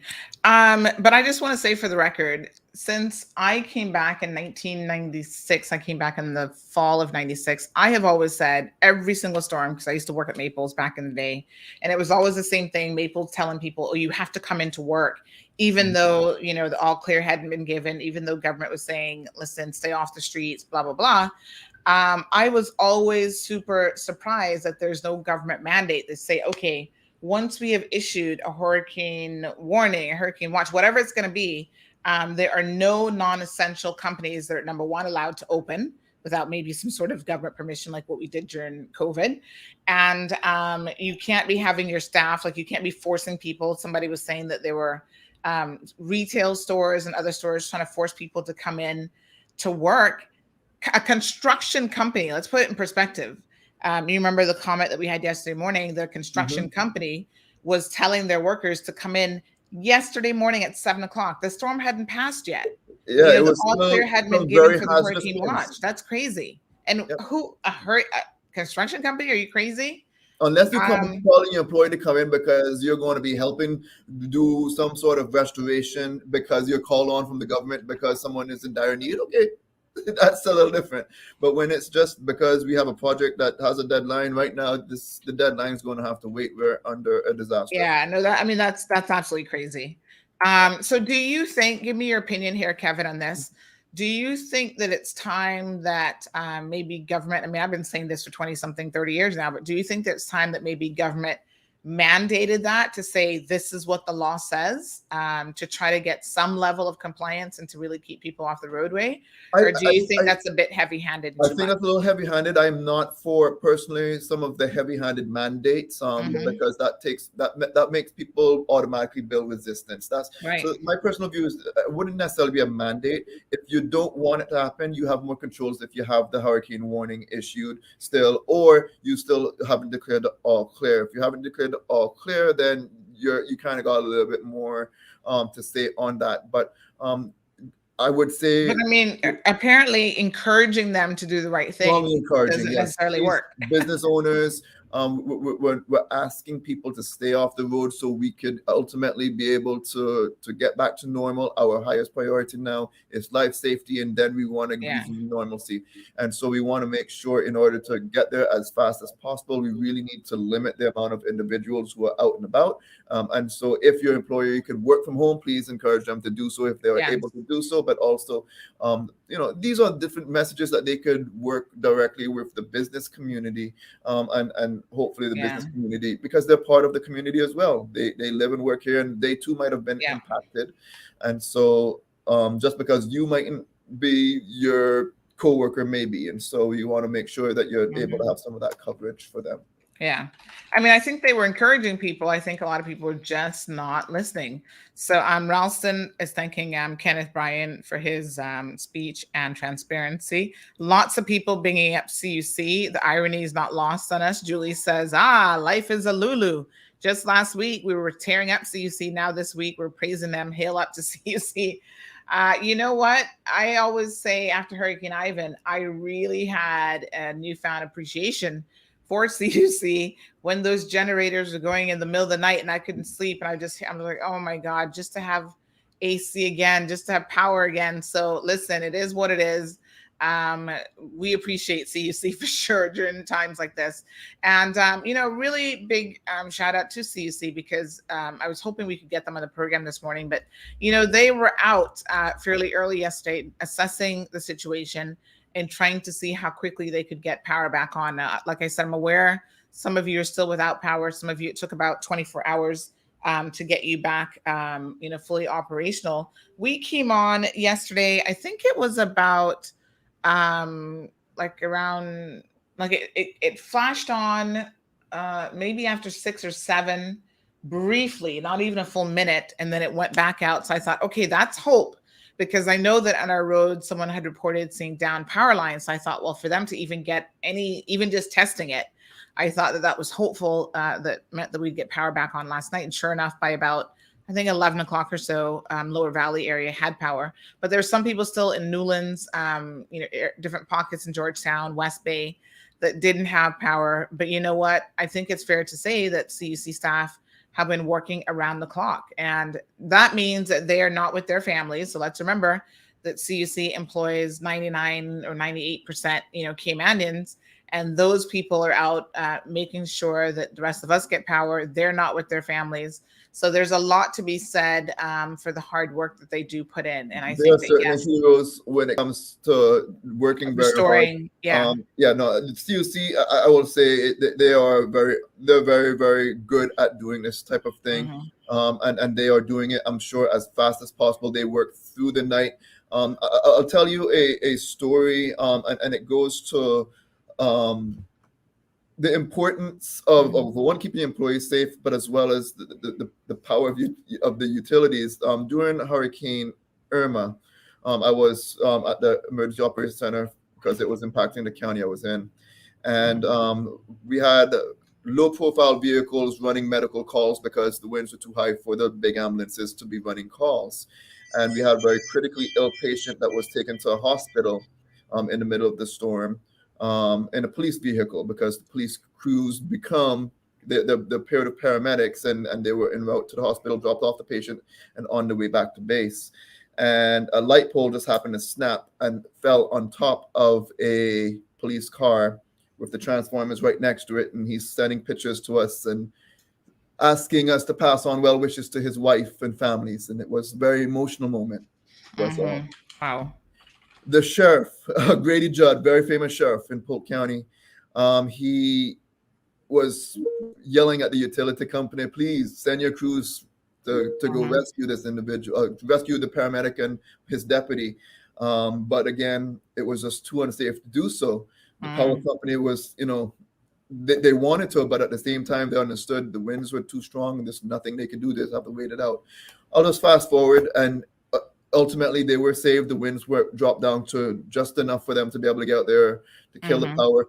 Here in the States, they don't kill the power. Unlike in Cayman, they automatically stop tripping things to save the integrity of the system. Here, they'll just keep that thing on until something blows it down. And so, it was energized, but they were able to get it killed, and those guys lived. But It's just the work that they do is very it's so important, and it's very, very technical. And you cannot be out there in high winds to try to protect your electricity to stay on at all times. So, people are saying sometimes, oh, CUC, they don't take forever. Listen, that's a very technical job. You have to be extremely safe when doing it. And safety is ultimately the first thing that they have to do. Yeah, for sure. Unfortunately, I've just gotten word that they are obviously very, very busy. And no one will be able to come on this morning, but they will continue to send us updates in terms of where they're at with their current restoration of To get power. things on, yeah. And they do have that dashboard. Is that being updated, or that's kind of delayed? The online, I think it's as updated as probably can be. I don't necessarily know what system they use per se to update it if it's an automated thing, but I'm aware that it's probably fairly accurate. Yeah, see, and this goes back to having that joint information center. You have a liaison for all of the partners, and they're all communicating to that one source that's pushing out that information in a unified way. So we have 2,000 people out of power. Okay, you don't have to be the messenger on it because you're all coming out from the same source, hazard management or Cayman Islands government Facebook page. They'll send that update to everyone. News will get it at the same time. The media will start putting that information out. That will be the source. Tell everybody if you want your official source or these Facebook pages, and the Facebook pages are being updated at the same time. I mean, we have tools that could automatically hit one button and it goes to whichever Facebook pages, but you tell everyone, go to these ones to get the official sources. And again, if you don't have time to write the traditional press release, which is kind of a thing of the past nowadays, just need to keep people informed and in a unified way, work together, communicate together so everyone's on the same page. No one's getting old information or misinformation, and it lowers the disinformation that's going out to the public because John or Suze or Larry out there saying this, that, and the other. Absolutely. All right, folks, a big shout out to CUC. We did see a message earlier from Nasaria suggesting that can we mulch these trees? Because obviously we can have an abundance of trees being, they're down. So what else are we going to do with them? And she's saying, listen, instead of hauling them off to the dump, can we make use of them and try to see if we can mulch them, which I think is a fantastic idea. And Kenneth said that's exactly the plan. He said what they plan on doing is he want it there so they could take it and mulch it down and then give it to the farmers and probably others because it's going to be a lot of mulch. So that is definitely one of the things Kenneth did highlight when he did his little talk just a moment ago. So Nasaria, that is one of the things that looks like it's going to be done. Yeah. So Louis reminds us of the amateur radio community. I don't hear much from them. I don't know how to even reach them. Do we dial in at a particular frequency, or how does that work? I think people have a perception, Louis, that they're just a bunch of old geezers in their 80s with nothing else to do. But if they're offering a valuable service, then certainly I think they need to inform people of that and get the word out there. I do know they were very essential during Ivan. Yes. They assisted significantly when communications went down. And because of those old school ways that it still works today and will always work, right. They were very essential in some of the initial communication following Ivan. I remember having some conversations with the old timers and stuff. And there's actually a guy that is in Polk County. He works for our emergency management radio communications, and he actually came down to assist as well. With rebuilding some of the infrastructure and providing some help. Yeah. Okay. So another thing that is trending this morning on social media is the situation with the gates at Vala. So at least 400 people are locked in. I know some of you have no sympathy for them. I see a lot of your comments saying, who cares? They're I guess the community that we see is sort of upper class, and but still 400 people locked in is never a good thing. for emergency, even just for emergency purposes. If emergency personnel needed to get in there, obviously that was not going to happen. So someone just sent the following messages. Let me just share a couple of these. Hi, ladies, in particular those who live in Vela. Does anyone know if there's a Facebook group for people who live in Vela? So they're even wondering, how do we communicate with each other, which is quite interesting. Communications within complexes, I think, is really important. I'm surprised that they don't have a WhatsApp group or Facebook group or something already, but there you go. This sort of points out some of the holes in the way in which we live. And someone goes on to say, wondering if that's the easiest way to get updates about the gates working again.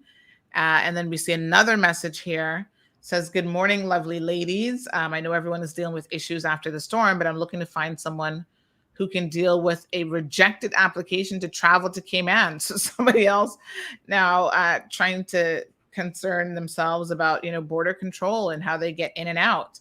I think the reason this was sent to me is someone is saying, why on earth are people there's this feeling, which is a totally different conversation, that there's a lot of work permits that are being approved during COVID. And of course, the government says, listen, folks, it's no different than what would have been in place before COVID. You have to obviously go through the application process and criteria. And if there's no one who's applying and eligible for those positions, I suppose the work permit system will continue to oil its own wheels. But what do you make of the situation in Vela, Kevin? A private complex, obviously. Both gates apparently sustained some damage. There's only two ways in and out of the complex. And we had some, let me see if I can pull up the photo of that. But we had basically footage of these individuals being stuck in their own complex and unable to get out. So here's a post that went up. So just wanted to do a post here about Vela. Over 400 residents in this complex, and both gates are broken and shut. The wheels have completely smashed, and even with 20 plus guys trying to lift and move, they're just not budging. Well, one thing for sure is they're good, sturdy gates, if nothing else. Not sure what the property manager or who the property manager is, but what an incredible oversight. These gates should have been left open from the start. If there is or was a need for emergency or medical evacuation, everyone is screwed. What's your take on this, Kevin? It's a scary situation for those folks because now they're stuck there. It's very unfortunate, but it certainly does happen everywhere, not just in Cayman. So I guess this is one of the things is now they know what not to do when they have a storm or hurricane that is there. In fact, that's an area I probably might have been not so comfortable in because it's so close to the coast, right there on the sea. If I'm thinking of the correct location, I think the water's right, the sea's right in the back, right? So, but yeah, imagine worst case scenario. Remember, I'm a doomsday planner. Imagine us having a very bad hurricane or some bad surge, and they needed to evacuate, like people during Ivan had to get out of their house because the sea came in, and then those gates didn't open. The outcome would not have been very favorable. It would have been a very bad outcome, unfortunately. So this is, again, a good lesson to learn to improve your plans for the future. That's what I have to say on that. Yeah. Carol says that there might be a side gate that people can access. I'm not too sure about how well that will be working. And I guess we'll find out here shortly. Sue says that the radio communication was poor because her husband, again, was attempting to find things out. All old news. And yes, Blake was annoyed when he tried to help a lot. I did see a lot of messages that I think Radio Cayman was down for some time. Yeah, I mean, I don't know, to be honest, because I wouldn't have been listening to Radio Cayman, unfortunately. But there were some messages that I saw on social media saying that they were down. Really? And I would love to. And I thought that they were trying to do I saw something where they were trying to do like a live stream to kind of keep people updated, like on social media and stuff as well. I think it was a collaboration between Radio Cayman and GIS. But yeah, I mean, I guess that didn't happen. I don't know. Yeah, I just I'm looking back on Facebook now real quick to see if I see it on their Facebook page because I remember. Interesting. Which is a little scary to know because radio tends to be more reliable and Yeah, maybe not anymore. I don't know. but it certainly does happen. Yeah, for sure. So, yep, the regiment was definitely out in full force yesterday. There are some street signs, by the way, that are out. So even today, folks, as you traverse, let me just say that all government will be opening at 1 o'clock. So if you work for government, that includes SEMA. I think they've sent out a notification for all their staff to please report into work. Government is officially opening back up at 1 p.m. today. So folks, make sure that you're aware of that. They closed yesterday. I think there was some indication that they may have been trying to reopen at some point early this morning, but they pushed it back until 1 p.m. just to give people an opportunity to, I guess, sort out, if you're a civil servant, to sort out, the bits and pieces in your personal life first. And they're saying that any civil servant offering non-essential services who needs to address personal circumstances impacting their work were requested to contact their manager as early as possible ahead of tomorrow's 1 p.m. opening. So in other words, folks, if you are expected to show up to work and you're not able to do so, please contact your respective department heads so that they're aware of what's going on. Odell weighs in the gated community. He says they have robust drug use behind those gates and they're protected by gates, just one of the class privileges of the system. Al says the irony of things, trying to keep others out, keeping you in at the same time. I guess it is what it is. On the one hand, I think, Kevin, had they left the gates open and say it was a lot worse of a storm, like after Ivan, we did see some people going around looting and that sort of thing. The argument would have been like, well, why didn't somebody close the gates? Why are we letting looters in? So I think there's always, you have to be flexible during situations like this. I don't necessarily, I think if you live in a gated community, you pay a price for that. And it is what it is. And I guess this is one of the downsides of living in a gated community. It is. Ms. Morna says, when it comes on speaking your own opinion about politics, I haven't seen Ms. Sabrina Turner checking up on her people in Prospect after the storm. One thing I must say is that Mr. Austin Harris, he would have already reached his people in Prospect. I could count on him and things like that, but should is maybe so is life. Well, folks, the government's response to this situation, both individually and collectively, because this is now a collective situation without a doubt, will impact, I guess y'all need to remember what your thoughts are in 4 years' time is all I can tell you. They're still fairly new and they still have a lot of time to get it together. But I think, during disasters, people like to hear from their MPs, and Kenneth Bryan, kudos for him. He's already saying, guys, meet me at my office later on this afternoon at the Georgetown Central community, and I will be there. Now, let me be fair to the PACT government because they do have an announcement that they sent out from the Premier's office this morning, and that came out quite early, in fact. Let me just see if I can pull it up here. And while you're pulling it up, yes, Radio Cayman was down. They said on their Facebook page yesterday at 9:24, and it wasn't completely down. Said Radio Cayman is experiencing technical issues on 89.9 FM, but all programming and news can be heard on our sister station Breeze 105.3 FM, or you can stream live from our website. So again, streaming live might not have helped for those who might need the radio. Right. But they did have the option of going to Breeze 105.3 FM. But of course, you would not have necessarily know that if unless you're just really scrolling through trying to pick up any station after a while. So yeah, it's but with any storm, it's possible. Communications is one of those things. Each member of our community do need to always think of backup ways. I do think Cayman needs to definitely look into making sure we finalize whatever that needs to happen on some sort of backup disaster communication. Those things do exist. We have them here.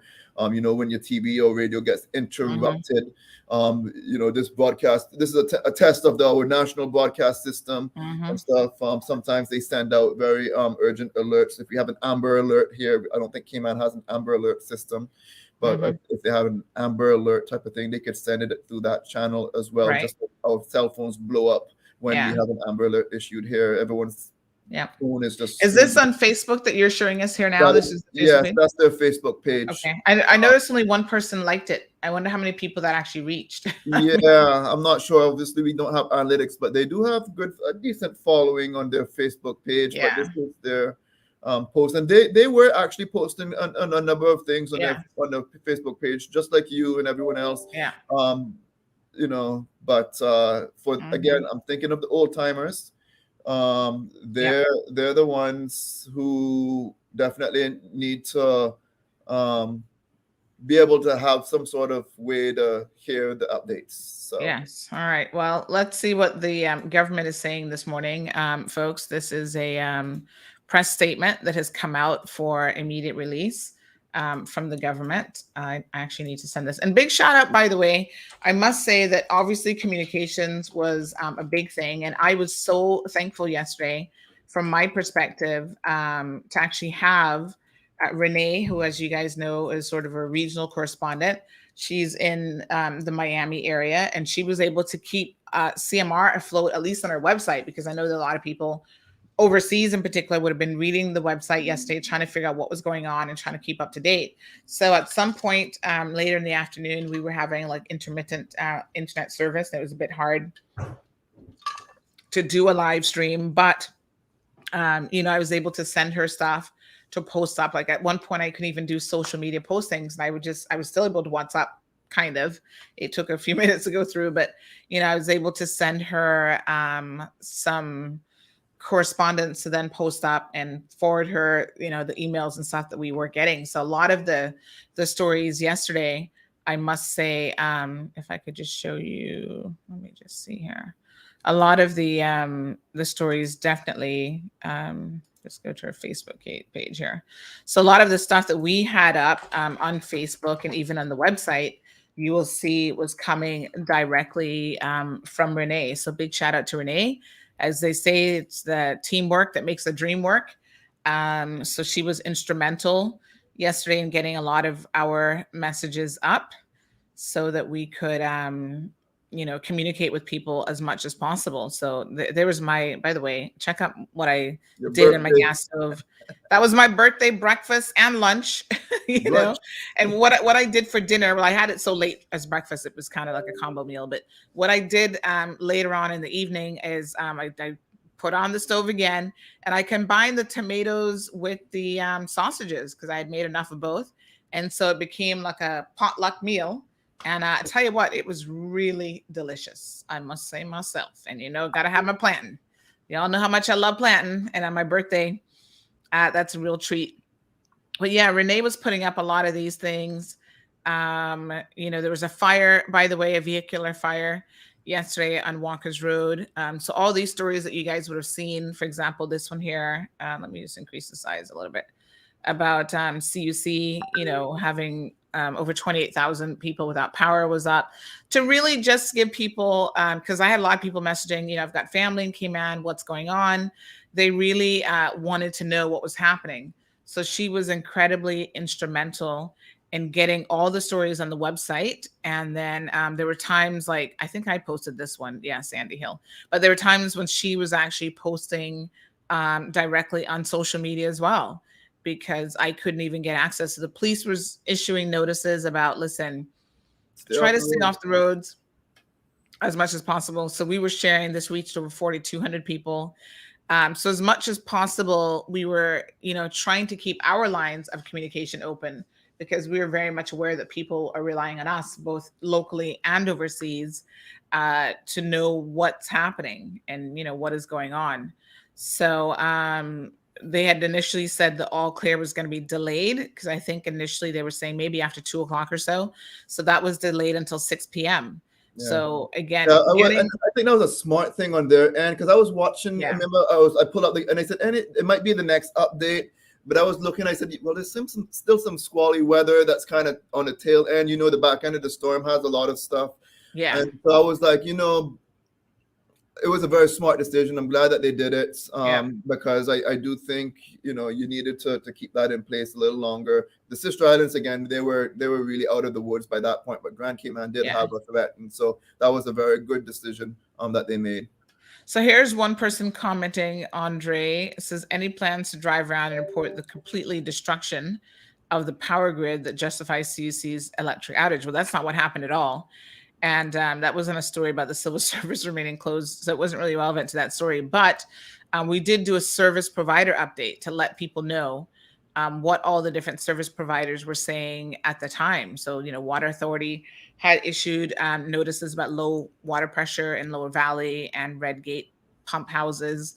But they said that their distribution system was okay and they might experience light water pressure, but other than that, they should be fine. Phone and data services, so Flow Fiber outage along Queens Highway, suspected break in the cable, 2 cell sites were down, and 2 SNANS, whatever that is, were down on Queens Highway as well.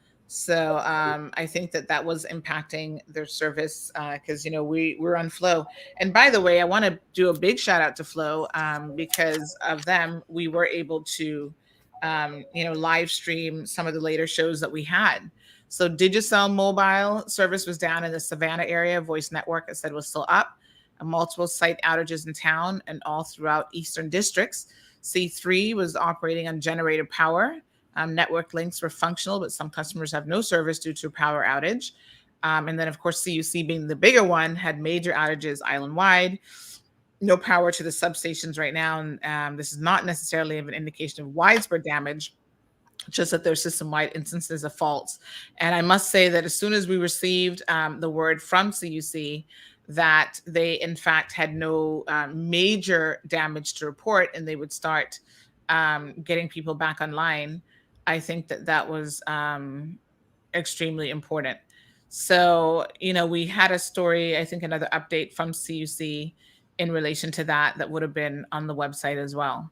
And then, of course, this last one is that they were starting to restore power and the government would be opening again at 1 o'clock.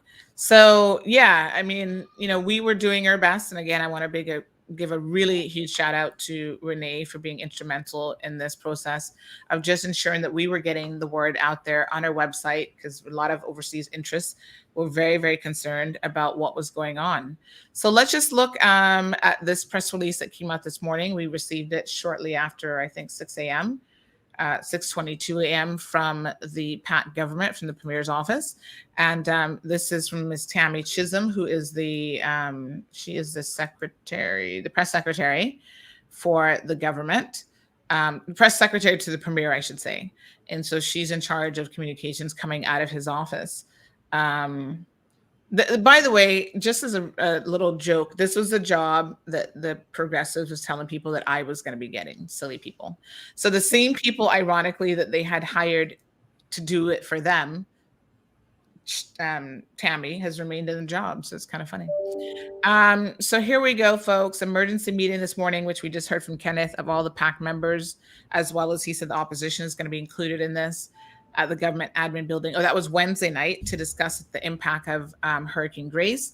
At the meeting, the MPs considered the following. So reports from National Emergency Services, feedback from many residents across the island, and their own observations derived from their respective constituency tours and engagements.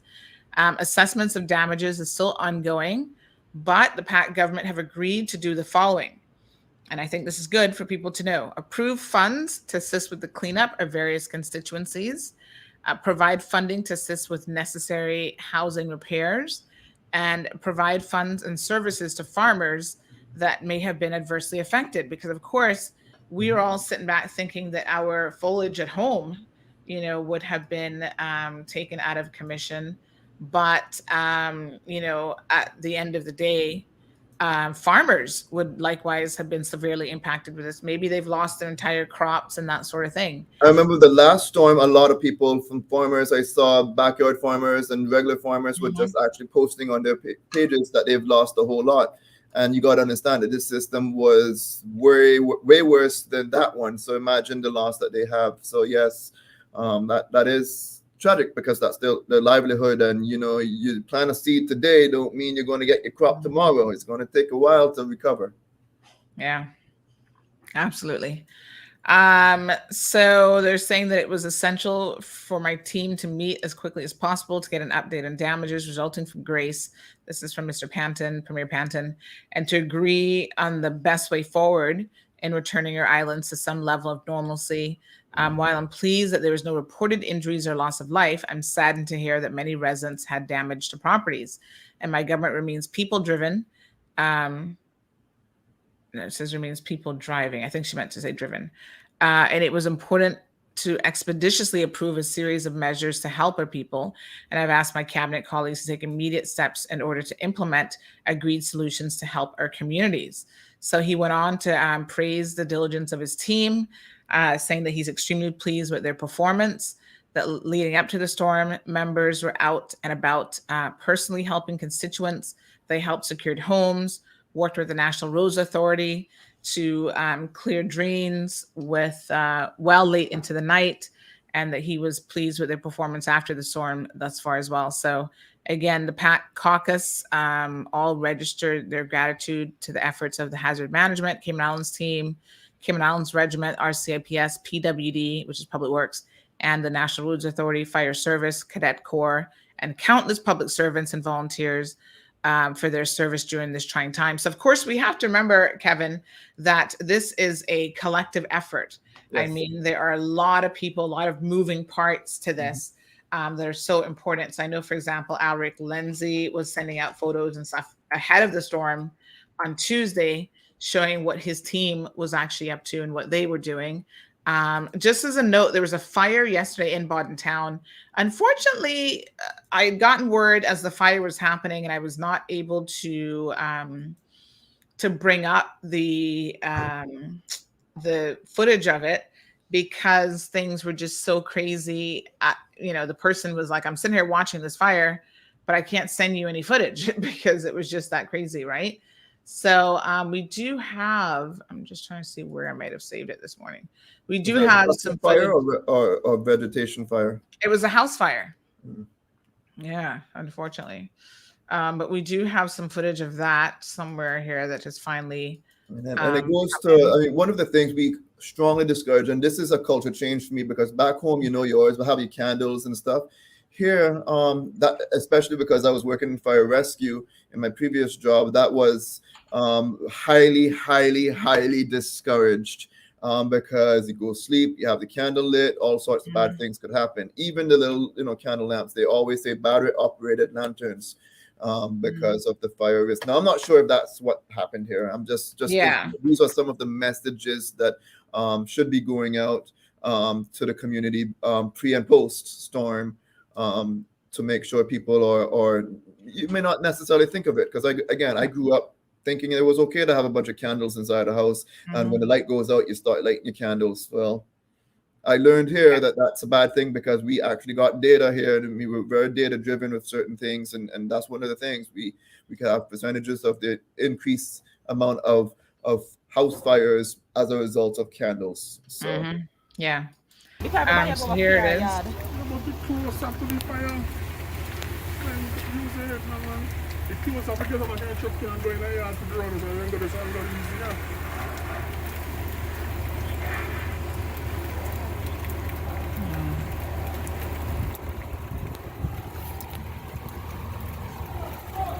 So again, at a time when emergency services would have been quite busy. Do another thing, yeah. They were having to deal with this house fire, unfortunately. Everybody on the street, yeah. See, man, there. In them jacket alone. In them shorts. Mama tell us in jacket, my fire services. What am I going to say?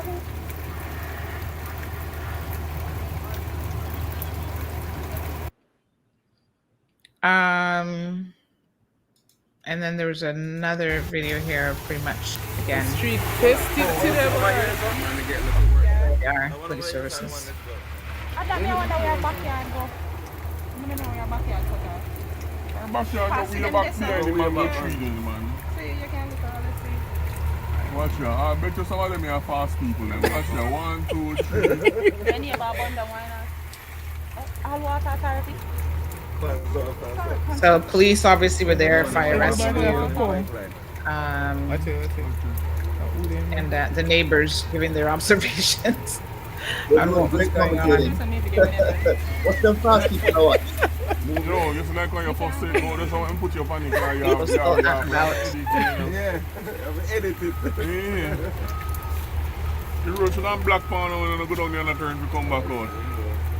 Jesus, peace, man. Because we see police come out with the fire extinguisher, I know, and then go by yard. Oh my gosh. Among them, come on there. So yes, folks, we got some firsthand reports there of what was happening. Barbara says Radio Cayman was down in Gilbert, Ivan, and now Grace. Does no one make sure they're able to broadcast in hurricane conditions? I don't know. I can't speak to what they've got going on. Leroy thinks it's old equipment and an old tower. I mean, obviously they're governments, they're a government-owned radio station. So I would have thought that they would probably have the latest available equipment, but I cannot speak to that personally. So I just don't know. Good morning to Ingrid. Miss Vernita's here, says, thank God for his grace and mercy. Good morning, Sue. Says you gave us all the news you could, but then the phone died and data costs so much. By the way, let me do a shameless plug at this time for Flow. Folks, you know that they are sponsoring, not this live stream, but they actually sponsor like when we go on the road. We started partnering with them as sort of like an ambassador. They're sponsoring those for us. And, data was having problems, but let me say this, Miss Sue, they do have, and you should probably look into this, an available family plan that actually has unlimited data. So it's times like this that you appreciate not having limitations, and you might not be able to get online to top up your phone, all that sort of thing. Having unlimited data is probably the way to go, that you don't have to worry about it. So yes, consider looking at those options. Again, this storm was a rude awakening for all of us to really get our ish together. I now have my to-do list and my plan of the things. I was scrambling. I mean, listen, charging up your devices ahead of the storm is really, really important. But then I realized that I don't have as many backup devices as I thought. So I have a lot of devices, a lot of equipment, multiple mobile phones. So at one point I went in the car yesterday and I was like charging stuff from the car, which I should not have had to do. It was in the evening, so it's quite, the storm is pretty much passed by then. But I'm even looking at, some of my backup devices are not strong enough to power a laptop, for example. So now I need to look at some of those things as well. So make your list, folks. You should be walking away from this storm having learned something. Just like the government needs to do their action report, you need to do your own personal after action examination of what you need to do. Just like you said you got your list, Andrew. That's very good. Everyone needs to do the same exact thing. Where did damage occur? What do I need? What I didn't have, what I should have, what it would have made me more comfortable.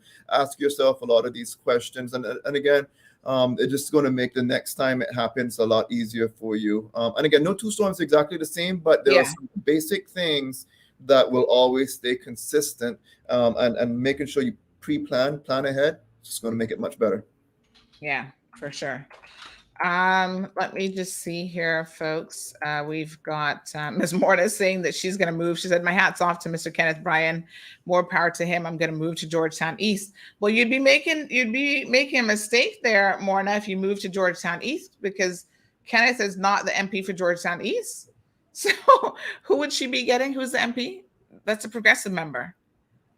So maybe you don't want to move to Georgetown East. Kenneth is Georgetown Central, honey. So make sure if you're going to go to all that trouble to move for a good MP, you actually move in the right direction. So Miss Sue says, thank God for those 2 or 1 gas ring cookers.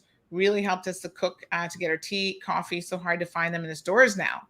I mean, I don't know so much about what's available in terms of those things, but like I said, I got myself a gas stove and I was so thankful yesterday. And you know what?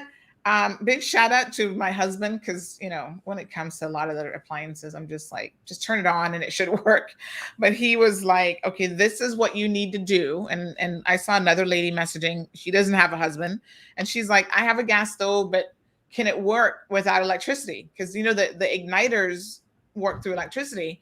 But yes, there is a way to safely ignite a gas stove without electricity, but you need to know how to do that in advance of the storm, because during grace you can't be calling somebody and be like, come over and show me how to ignite this thing. So he had a lighter.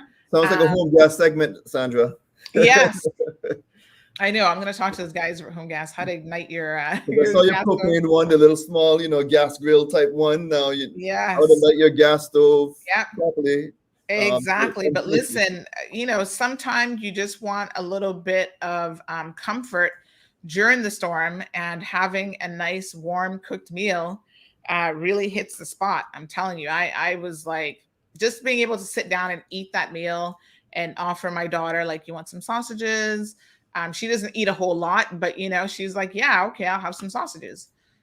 Funny enough, I'm not sure she's really for me because the child doesn't like plantains. I'm like, what? How can you not like plantains? So Paul joining us from Bermuda.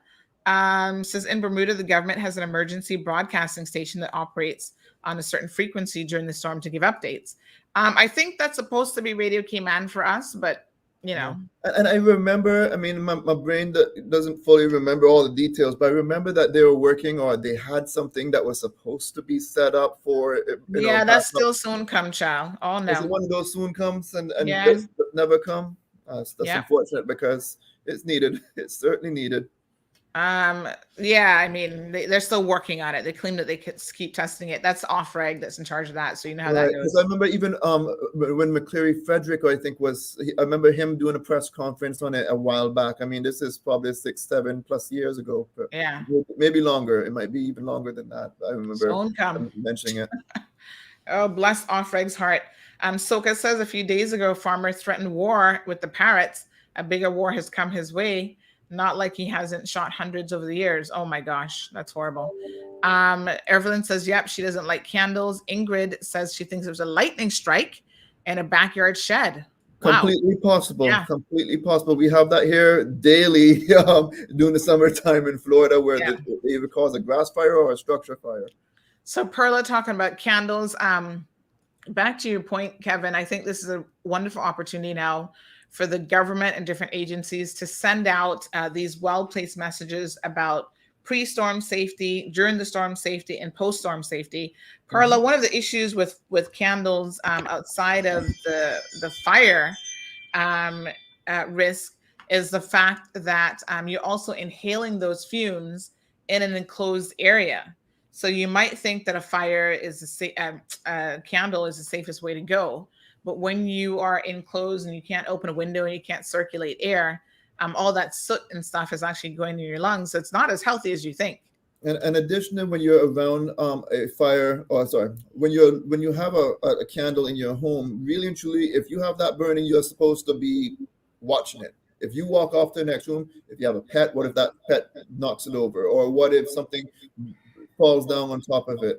We've had a lot of fires here in Florida because of that very reason, which is why all of our fire rescue divisions throughout the state and even around the nation, they all say do not use any candles, use battery operated devices. Get a flashlight, meaning we have batteries, always have that part of your disaster kit, have lanterns in every room if you need, but don't use candles. It's not a good idea. I agree. So, Kevin, we have a lot of people who are enjoying your presence on the show. They're saying that you're so sweet.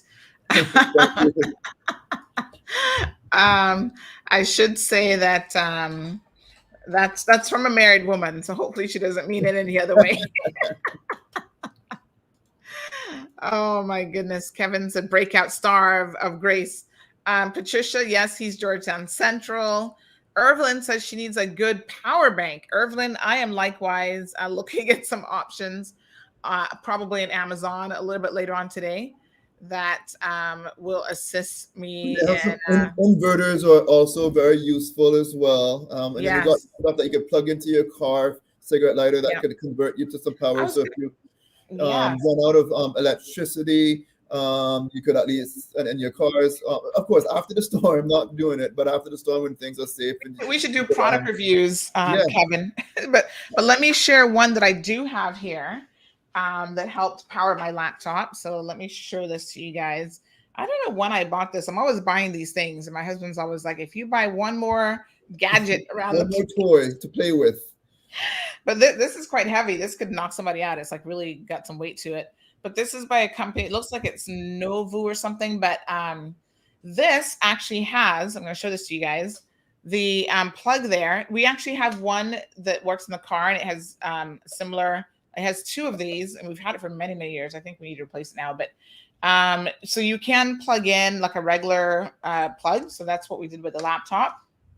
And then it has a USB-A, USB Type-C, and then this is the power input here, which I'm gonna charge this up. The thing with these is you got to make sure that they gotta hold up a little bit more because it's kind of off camera, so I don't think everyone can kind of see. Oh, sorry. Yeah. Yeah. So here it is.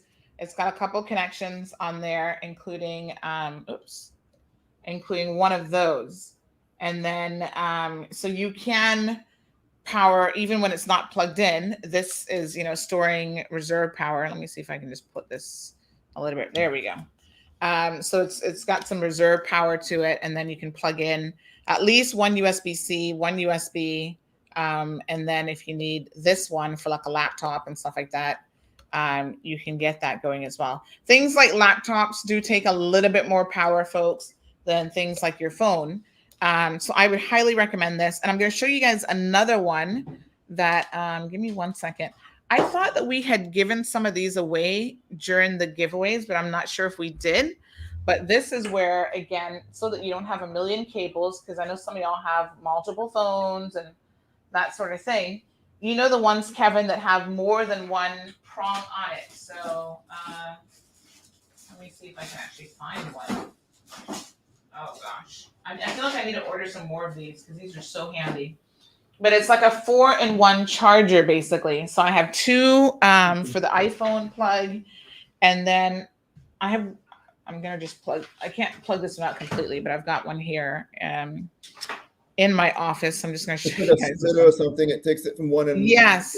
So you see, this is like 4-in-1. And one plug leads back, obviously. So it's USB. But so then I can plug this into the backup piece there. But I have, let me tell you what plugs I've got here. 2 for iPhone, which is good because we have a lot of Apple devices. I've got a USB-C, which is like a lot of the newer devices are using those. And then one is, what's the Android port called again? I don't know. But anyway, this was one of those Amazon COVID purchases that has worked out really, really well. It's threaded. It's like a good quality. And they last. What can I tell you? So start thinking, folks, about some of those things in preparation for the next storm. So Irvlin has said, I need a better option. Perla's talked about lighting a candle at night. They do create their own heat. So that's something to take into consideration. I think those lamps are a lot safer. And they would not create the same type of heat and change the atmosphere necessarily of the home. You got the soot coming off of that thing. Exactly. Yeah, many years ago, I started reconsidering, because I love scented candles, but I started really thinking closely about burning them because of the soot. The soy candles, I think, are better. But you know what I now do, because I still like the aroma of a candle, is I will just use a plate warmer. They have like candle warmers. And I think that that's a little bit better because at least it's not a direct burn. And then there's some people that, buy, people that make candles and stuff, and there are carcinogens inside there that you don't know what they put inside that thing. Yeah. I mean, it's not regulated if you're buying it. And I hate to try and say that because I know some people, that's their livelihood, that's the little hustle making those things. But maybe if you have them, it shouldn't be within a close proximity. And I'm not anti-candle, but you got to be very smart when you use them. Yeah, absolutely.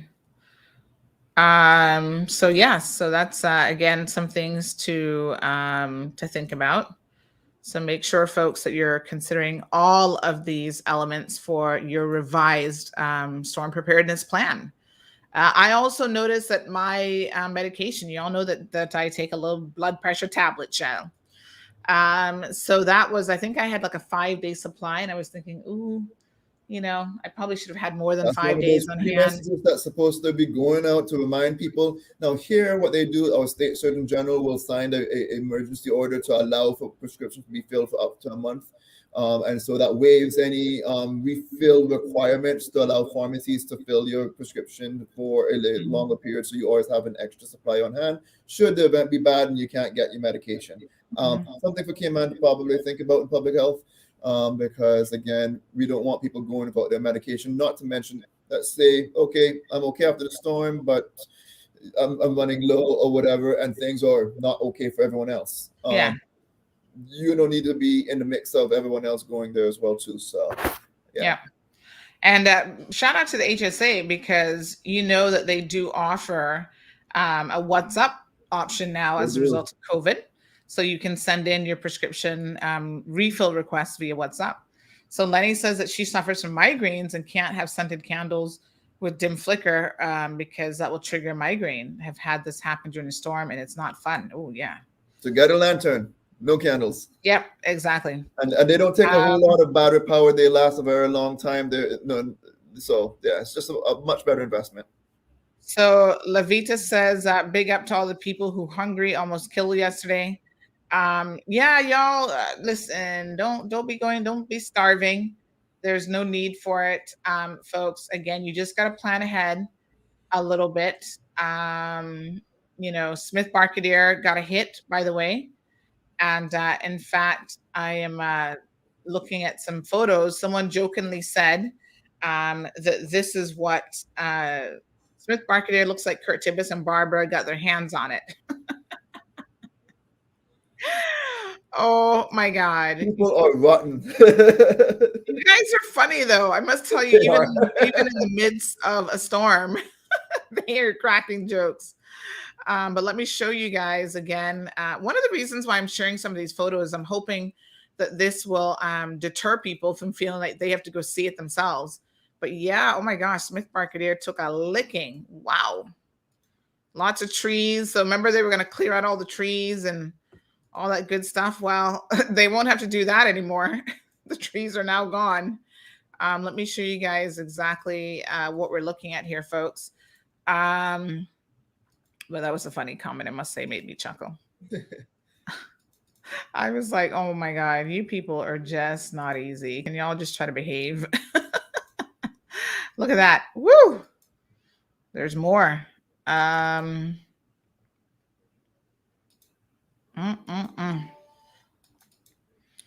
Yes, and it's unfortunate because some of these trees might have been there a really long time. Look at that one, completely uprooted.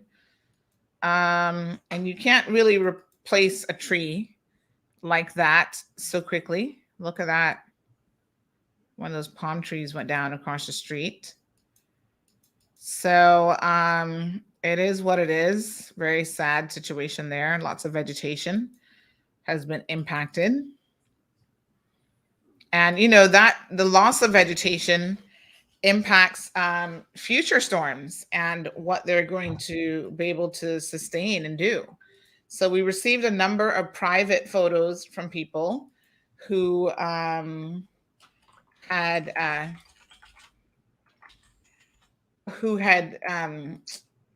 trees on top of their cars, for example. And so I don't know what the contingency plan is there, except, if you don't have access to garage, try to be mindful of how close you are parking your trees to vegetation. So I've seen a number of vehicles that are just, I don't know how much damage, because sometimes it's hard to tell, but I don't know how much damage they've sustained. But yes, there were some vehicles that literally the trees are on top of it. So, you might have insurance claims. Now, listen, the insurance industry, I'm sure, woke up this morning and they hopefully are preparing themselves to assist people without much of a hassle. Because we know after Ivan, there's a car under the trees. You can barely see the car. My goodness. There would have been a lot of preparation. Hopefully, Kevin, people had their car insurance up to date. If the insurance wasn't up to date, you out of luck. Damn. Hopefully, you had your house insurance up to date. And all of those things. But let me say this, don't rush to make a claim if you don't have to, because obviously that will impact your rate going forward. So if it's just a couple shingles and it's going to cost you $400 or $500 to put up some shingles, folks, try to just find, I know maybe coming across a little bit, I don't know what the word is, but if you can find the money, don't jump to make an insurance claim, because it's going to work against you, I think, in the long run, unfortunately. We can expect rates to go up after this in any event, but did I say parking your trees? If I did, I meant to say parking your cars.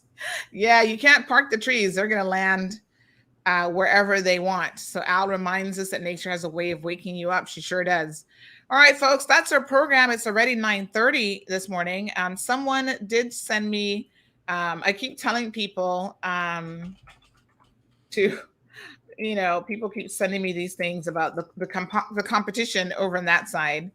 And I'm just like, folks, listen, they do them and I do me. I actually have a saying now that I've picked up that has been incredibly useful. And I actually sent it to Quincy yesterday. I know Quincy likes to come on. He's like, oh, radio came out and this one, that one.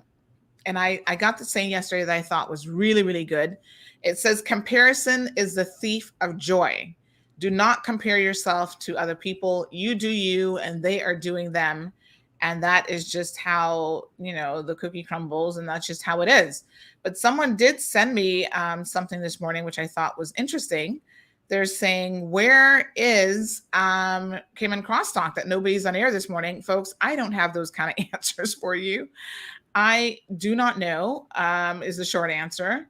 I don't work for them. I know. Message Crosstalk, yeah.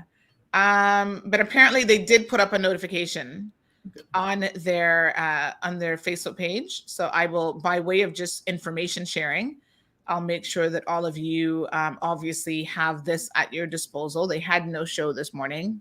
I don't know where they're at. And this was sent to us. So there you go. No show. They said that they'll be back on Friday. So if you're one of the 5 people that enjoy watching their program, yes, that was a read. By all means, go over there tomorrow morning and check them out. I don't know. Maybe they don't have power. I have no clue. I don't know how to answer that question. Your guess would be just as good as mine. But look here, we got the wonderful Kevin Watler. Kevin, you might have to become a regular feature in the show, man. You're really adding a good element to the program that people when I can add value, I'll be around. If I can't add value, I'll stay away, because I don't want to speak what I don't know. Yes. Well, thank you so much. Evelyn, almond tree gone. The leaves are in her yard. Who do I contact to get the tree cut down? So we're going to start to hear more information. I think Kenneth said this morning they're going to start distributing or getting saws available for people. Listen, if you don't know how to use one, don't touch one, because I'm not that kind of person. I probably cut off something that I shouldn't be cutting off. So I will leave that to the experts. And you know what? A tree in your yard at this point is probably not that big of a deal in terms of what it's going to do to the yard. I mean, just, the cleanup crew now will begin. The cleanup process will begin. I think what we need to just hope that doesn't happen here, folks, is that we don't have another storm coming right after this, because that's the last thing we would need. So y'all prayer warriors, get on it. Start doing a little jiggle, a prayer, whatever is required, folks, because we don't need this was Grace. What comes after G? H? It's already out there. H is out there. H is out there, yeah. H is out there. So we don't need Henry. But I don't think Henry's coming our direction. But Henry's already named. Yeah. So we don't need whatever comes after Henry, whatever name they've got scheduled. We don't need that next. So all I'm saying is just hope that maybe this is it for the season. And we have been incredibly fortunate despite everything. So folks, I'm going to head out on the road. I do have, it was so interesting. Like I've got overseas vendors like, oh, don't forget to send me this document. I was getting emails yesterday. And I'm like, clearly, they have no idea what's going on in the Cayman Islands right now. But yes, folks, we have to get back to business as quickly as possible. We all have things to do. I'm going to try to go out there and do a little ride out with the regiment at some point, hopefully later on today. We're going to be nosy because that's what we do here in CMR, and bring you the news safely so that hopefully you do not have to traverse out on the roadways. So again, Kevin, thank you for joining us. My pleasure. Everyone, you have a wonderful rest of your day and stay safe. All right, folks. And again, big shout out to the PACT government, who is meeting as we speak now with the opposition, the governor, all the emergency services folks are out there trying to get it together. And we will continue to update you as we know more in terms of what their preparations are and, what they will have in store for us. So again, thank you all very, very much. We do have a lost dog, by the way, that we're going to be posting up a little bit later on. They're beginning to lose hope that this dog will be recovered. Let me see. So we're going to put something up on that. Please keep an eye out for this dog. It's a family pet that is sorely missed. And in terms of the Vela situation, we did get some feedback on that. And this person said, let me just see if I can read this message. Basically said that they were advised that the gates were so strong that they were going nowhere. They are 3,000 pounds, which is 1.5 tons each. Of course, they were blown off their tracks. Grace moved a 3,000 pound gate. Y'all think about that. They should have opened them and wedged them with sandbags, as they did at Lantern Point and San Sebastian. Also, we did in Arvia, which is another complex from the same developers, but they did not. So Vela, BCQS, get on it. And of course, the Strata is run, again, they turned it over just in February and March to the Strata. So the developers initially will have a Strata, but I think once they have completed so many phases, then they hand it over to the actual owners. And so they did that in February and March of this year, and BCQS runs their Strata. So this is all on BCQS, folks. So hopefully they will get it sorted out. Some people are saying that BCQS should have phoned yesterday, and there are people who are trapped in their respective houses with trees down in West Bay as well. Wow.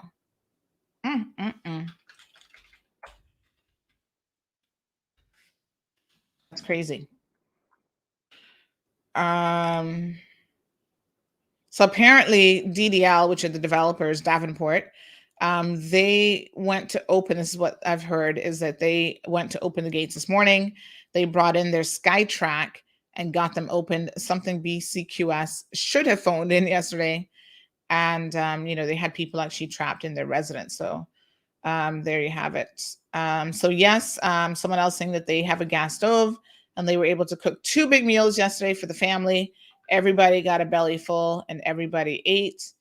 Oh, okay. Somebody's saying that they heard that there's some damage to the gas station on Walker's Road. So we'll get a little bit of an assessment, folks. We'll be out and about, going live throughout the day, getting some footage for you guys. So Irvelyn said, yes, it's not your tree. No, I understand, but it's now in your yard, child. So soon come. All right. Thank you, Perla, Irvelyn, Omadevi or Omadevi. Thank you. Dorothy, everyone, thank you guys so much for tuning in. You guys have a safe day. Please remember, if you do not have to go out on the roadways, it's suggested that you don't do so. You stay indoors as much as possible because, again, the majority of injuries happen after the storm, as Kevin said yesterday. So that's good advice to try to remember that. And we'll have a regular scheduled show tomorrow. And in between, we'll be doing a couple live streams, getting some video footage of what's going on out there. All right, folks, take care. Thank you for tuning in to another edition of The Cold Hard Truth. Make sure to check Facebook for showtimes and more information and the latest news at CaymanMarlRoad.com. Subscribe to our IG and Facebook pages to get the latest happenings.